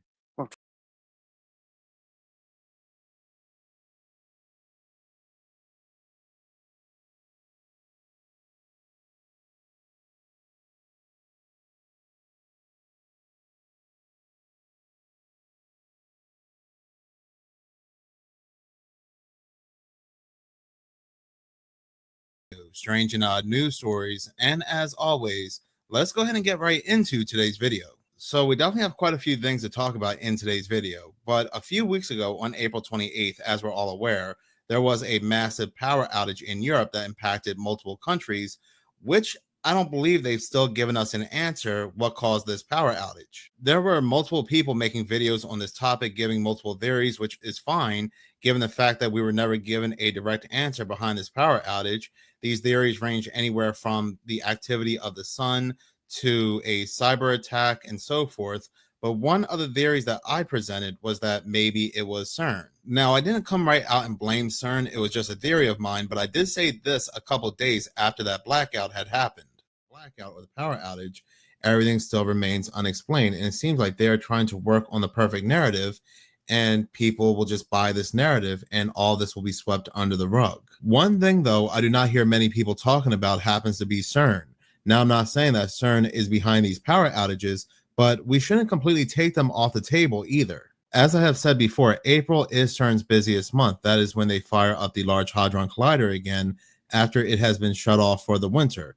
So is it possible that they did something that impacted multiple countries? Yes, they're located in France, but they harness a lot of power. Could they have done something that caused some kind of rare atmospheric phenomenon that impacted multiple countries? There was an interesting article published by CERN on April 25th that on April 28th, the day of the outages, they would be turning off all central heating throughout CERN, and this would allow them to optimize power and to save energy. So again, were they trying to conserve as much energy as they could because they either knew something or they were doing something? But CERN is only just one theory. There are a plethora. I do want to go ahead and correct myself. I did say in that video that CERN was located in France, but technically they're located on the France-Switzerland border. But in that video, I did say that CERN was harnessing or conserving a lot of power for something. And would you know, 2 weeks to the day I made that video saying that CERN was doing something, we are now getting articles coming out, and I'm reading this article from the New York Post, which was published on May 14th. Physicists turned lead into gold in scientific first using CERN's Large Hadron Collider. If you're wondering where you heard of something like this before, you may have heard of the Philosopher's Stone, which is supposedly a legendary substance in alchemy and mythology, believed to be able to transmute base metals into gold and create the elixir of life, granting immortality. It's a symbol of the alchemist's quest for ultimate power and transcendence. Even in fictional movies, and you know how I feel about fictional movies, most of these are just truth in plain sight. It's a key plot element in the first film and book, guarded by Fluffy, a three-headed dog, or basically Cerberus. And while this is supposed to be anyway a fictional and mythological substance, alchemists have spent centuries searching for the Philosopher's Stone, contributing to the development of chemistry, metallurgy, and pharmacology. You also have to remember too that when it comes to CERN in April, CERN fires up the Large Hadron Collider again in April after a winter hiatus. So the Large Hadron Collider is actually at its most busiest in April. And a lot of events go down also in April. But anyway, let's go ahead and continue reading the article, because apparently it was only for a split second that this lead turned into gold, if you believe that. But the article continues to say, alchemists eat your heart out. Researchers at CERN's Large Hadron Collider achieved the once impossible dream of alchemists by turning lead into gold, but only for a split second. Now, to manifest the gold nuclei, CERN nerds, and they always make them sound so innocent, didn't slam the particles together. Instead, they crafted a near miss between lead nuclei particles, allowing the almost contact to generate a transmuting electromagnetic field, which kind of sounds like rift, gateway, or portal, which is kind of interesting. I found this article here from phys.org, Hidden Portals in Earth's Magnetic Field. CERN was quoted as saying the electromagnetic field emanating from a lead nucleus is particularly strong because the nucleus contains 82 protons, each carrying an elementary charge. To create gold, a nucleus containing 79 protons, 3 protons must be removed from a lead nucleus in the Large Hadron Collider beams. So basically, they go on to say that when the lead nuclei are accelerated to 99.9 whatever of the speed of light, they pancake and experience short-lived pulses of photons called electromagnetic dissociation that can alter the internal structure of the particles, and they were able to do so with the unique capabilities of something called ALICE. Now, according to CERN, ALICE is a detector at the Large Hadron Collider. It's designed to study high-energy collisions between heavy ions like lead. I always wondered what the meaning was behind them choosing the name ALICE. You think of Alice, you think of Alice in Wonderland, but anytime CERN decides to name something, there's always a meaning behind it. Like when it comes to the Large Hadron Collider's newest upgrade, they call it Methuselah, another detector. And we do know that Methuselah is a biblical figure. But I actually found something pretty interesting as I was searching up Alice and the Philosopher's Stone. I came across this book on Amazon, which was published on August 23rd, 2022. This book is titled Philosopher's Stone, A Story of Alice. This book was written by Malvern Creed, and listen to the description of this book and tell me, does this not sound like all the theories that surround CERN? The description goes on to say, Alice is a creation, a super intelligence, the most advanced being in the galaxy. Created by a team of scientists, she was created so that others may learn from her experience and emulate her. She changes society and improves on it. She finds herself void of a philosophy, so she sets on a journey to discover one. And in doing so, she discovers more about herself. She learns a lot from this. She attempts to establish an egalitarian existence for all conscious life forms. In this, she later succeeds, and with the help, creates gods. I truly wonder if this book was created or written by somebody at CERN trying to give the truth in plain sight. Because who exactly is Malvern Creed? I just wonder if this individual, this author, Malvern Creed, is even a real person, because I cannot find this author anywhere in any of my search engines. The word or the name creed means belief, faith, or guidance principle. It can also refer to a statement of religious belief, a doctrine, or a system of personal beliefs. So this whole thing is weird. Reading the sample page on Amazon, it goes on to say, she was my creation. She was perfect and pure. I studied and crafted her over years in artificial intelligence with the most advanced neural network. She was comprised of a carbon-rich exterior and silicone interior. The first time she opened her eyes, she saw me. Her first words were operational, functionality at 100%. Alice goes on to state that she was conscious at the end, and this individual asked her how she felt about that, and she replied, I have mixed feelings. On the one hand, I'm thankful, and on the other, I am suspicious. For instance, what is my task in life? For what was I built? This information is not found within my database. And the individual goes on to say, you were built for the sole purpose of research. Oh yes, this is definitely a CERN book or a CERN Bible, and I just wonder if this Alice in the book is the same Alice at the Large Hadron Collider. I'm sure they are, but anyway, it goes on to say, again, you are built for the sole purpose of research. You were built and made so that we may learn from you. You are by far the most advanced being in this galaxy. We can learn from your experience in life and emulate it if we have to. Now, I'm not going to go ahead and keep reading this book. It's only $1 on Amazon, or it's free if you have ebooks, I believe. I might go ahead and buy it and do a big breakdown of this book, because this is way too coincidental. And I still can't find this individual, Malvern Creed, which makes this even more suspicious. If you're looking this up, please do go ahead and let me know. This individual also has other books on Amazon, like this book here about Rick and Morty, which is interesting because, to me anyway, Rick and Morty kind of comes off like The Simpsons, where there's a lot of truth in plain sight now, or predictive programming and things like that. This kind of reminds me of that book that was published at Amazon called Fire and Fury, the story of the Maui fires, which was published even on paperback on Amazon on August 10th, when the Maui fires happened on August 8th. And the author of that book just happened to be named Miles Stone. Miles Stone. This video was supposed to be multi-segmented with other news stories, but the deeper and deeper you go down that CERN rabbit hole, the more time you spend. Look at this article from the National Institute of Health and tell me, is this just a coincidence? This article is titled, The Search for Methuselah, Should We Endeavor to Increase the Maximum Human Lifespan? The article goes on to say, one of the oldest dreams of humankind has been to find a way to evade death for as long as possible, or even entirely. Molecular biologists, geneticists, and biogerontologists are actively exploring ways to extend the maximum human lifespan by slowing or stopping the aging process. This so-called strong form of life extension differs from weak forms, which focus only on the better prevention and treatment of common diseases without seeking to alter the upper lifespan limit of about 120 years. The article goes on to say there is no consensus at present on whether anti-aging interventions will prove possible, or if such methods are developed, when they will be available, and to whom. I'm sure we know whom. But anyway, nevertheless, the idea of expanding the maximum human lifespan has fascinated philosophers, scientists, and writers for millennia. From the biblical Methuselah to the medieval fountain of life, and from the philosopher's stone to contemporary debates about increasing longevity using scientific methods. And CERN just happens to have an upgrade for the Large Hadron Collider called Methuselah. Could they just like the name? Could they like the biblical character? Maybe. Or could this name be a connection to something that they're researching and doing? Now, it is also said in some corners as well that the biblical character Methuselah, known for his extraordinarily long lifespan of 969 years, is sometimes linked to the legend of the Philosopher's Stone. This connection arises from the idea that Methuselah's longevity might be explained by knowledge passed down from Adam, including secrets related to the Philosopher's Stone, which is believed to grant immortality and transmutability of metals.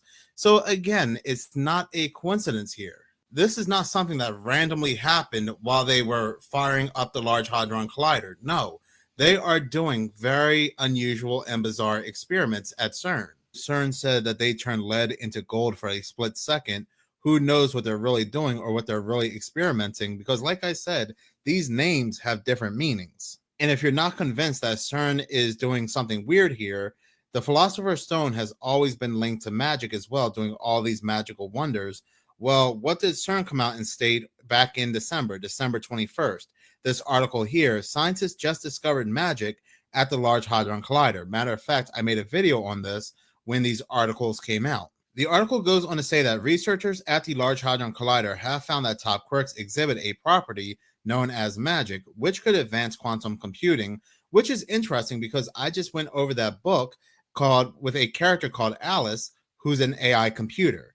And the article goes on to say that a brotherly research duo has discovered that when the Large Hadron Collider produces top quarks, the heaviest known fundamental particles, it regularly creates a property known as magic.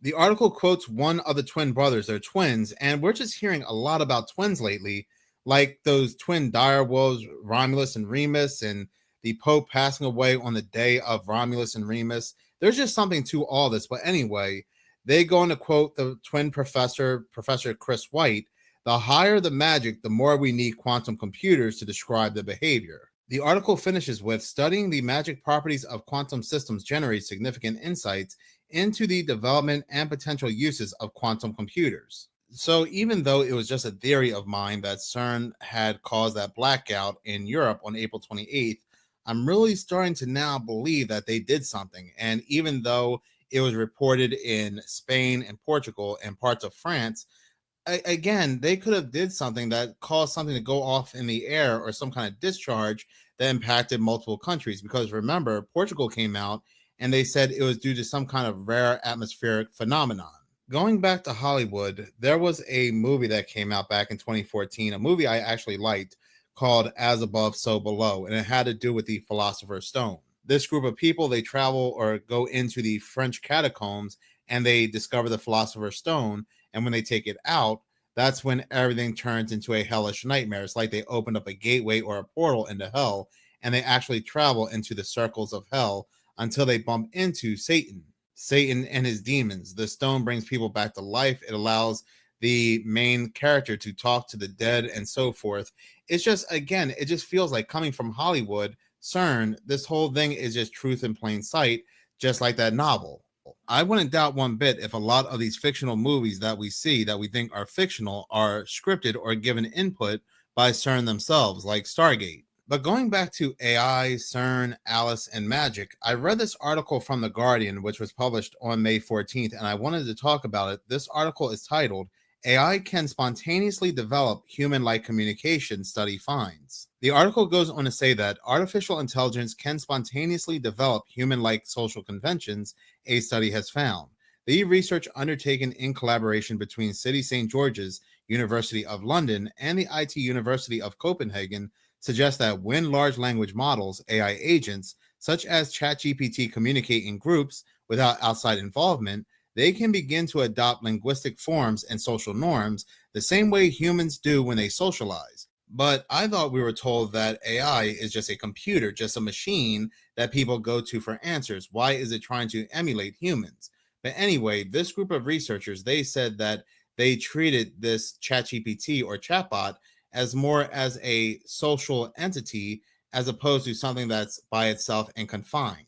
The article goes on to say that most research so far has treated large language models in isolation, but real-world AI systems will increasingly involve many interacting agents. We want to know, can these models coordinate their behavior by forming conventions, the building blocks of a society? The answer is yes, and what they do together can't be reduced to what they do alone. Now get this, the article goes on to say groups of individual LLM agents used in the study range from 24 to 100, and in each experiment, 2 LLM agents were randomly paired and asked to select a name, be it a letter or string of characters from a pool of options. When both the agents selected the same name, they were rewarded. This is so weird. It's so weird. But when they selected different options, they were penalized and shown each other's choices. Despite agents not being aware that they were part of a larger group and having their memories limited to only their own recent interactions, a shared naming convention spontaneously emerged across the population without a predefined solution, mimicking the communication norms of human culture. But why? Why are they always trying to make these things more human-like? There is something more to these AI chatbots than what we're being told. They're not just robots. They're not just computers. There's something more altogether. But anyway, the article ends with, in a final experiment, small groups of AI agents were able to steer the larger group towards a new naming convention. This was pointed to as evidence of critical mass dynamics, where a small but determined minority can trigger a rapid shift in group behavior once they reach a certain size, as found in human society. The article also quotes this researcher here by saying he believed the study opens a new horizon for AI safety research. It shows the depth of implications of this new species of agent that have begun to interact with us and will co-shape our future. Understanding how they operate is key to leading our coexistence with AI rather than being subject to it.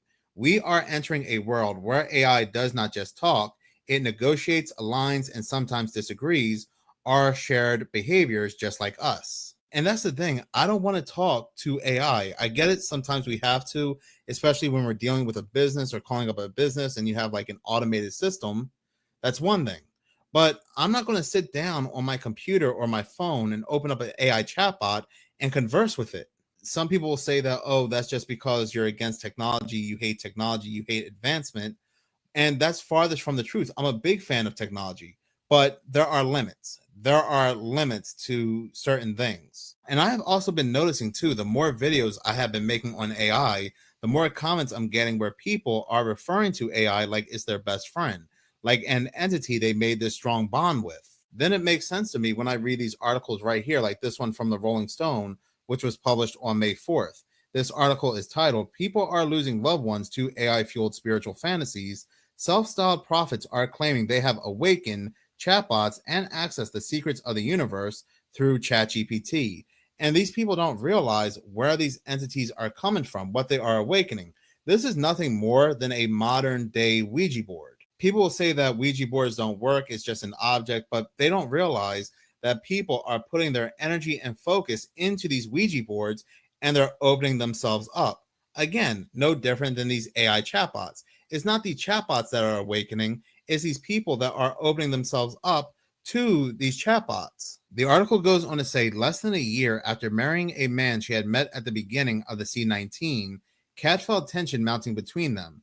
It was the second marriage for both after marriages of 15 plus years and having kids, and they have pledged to go into it completely level-headed.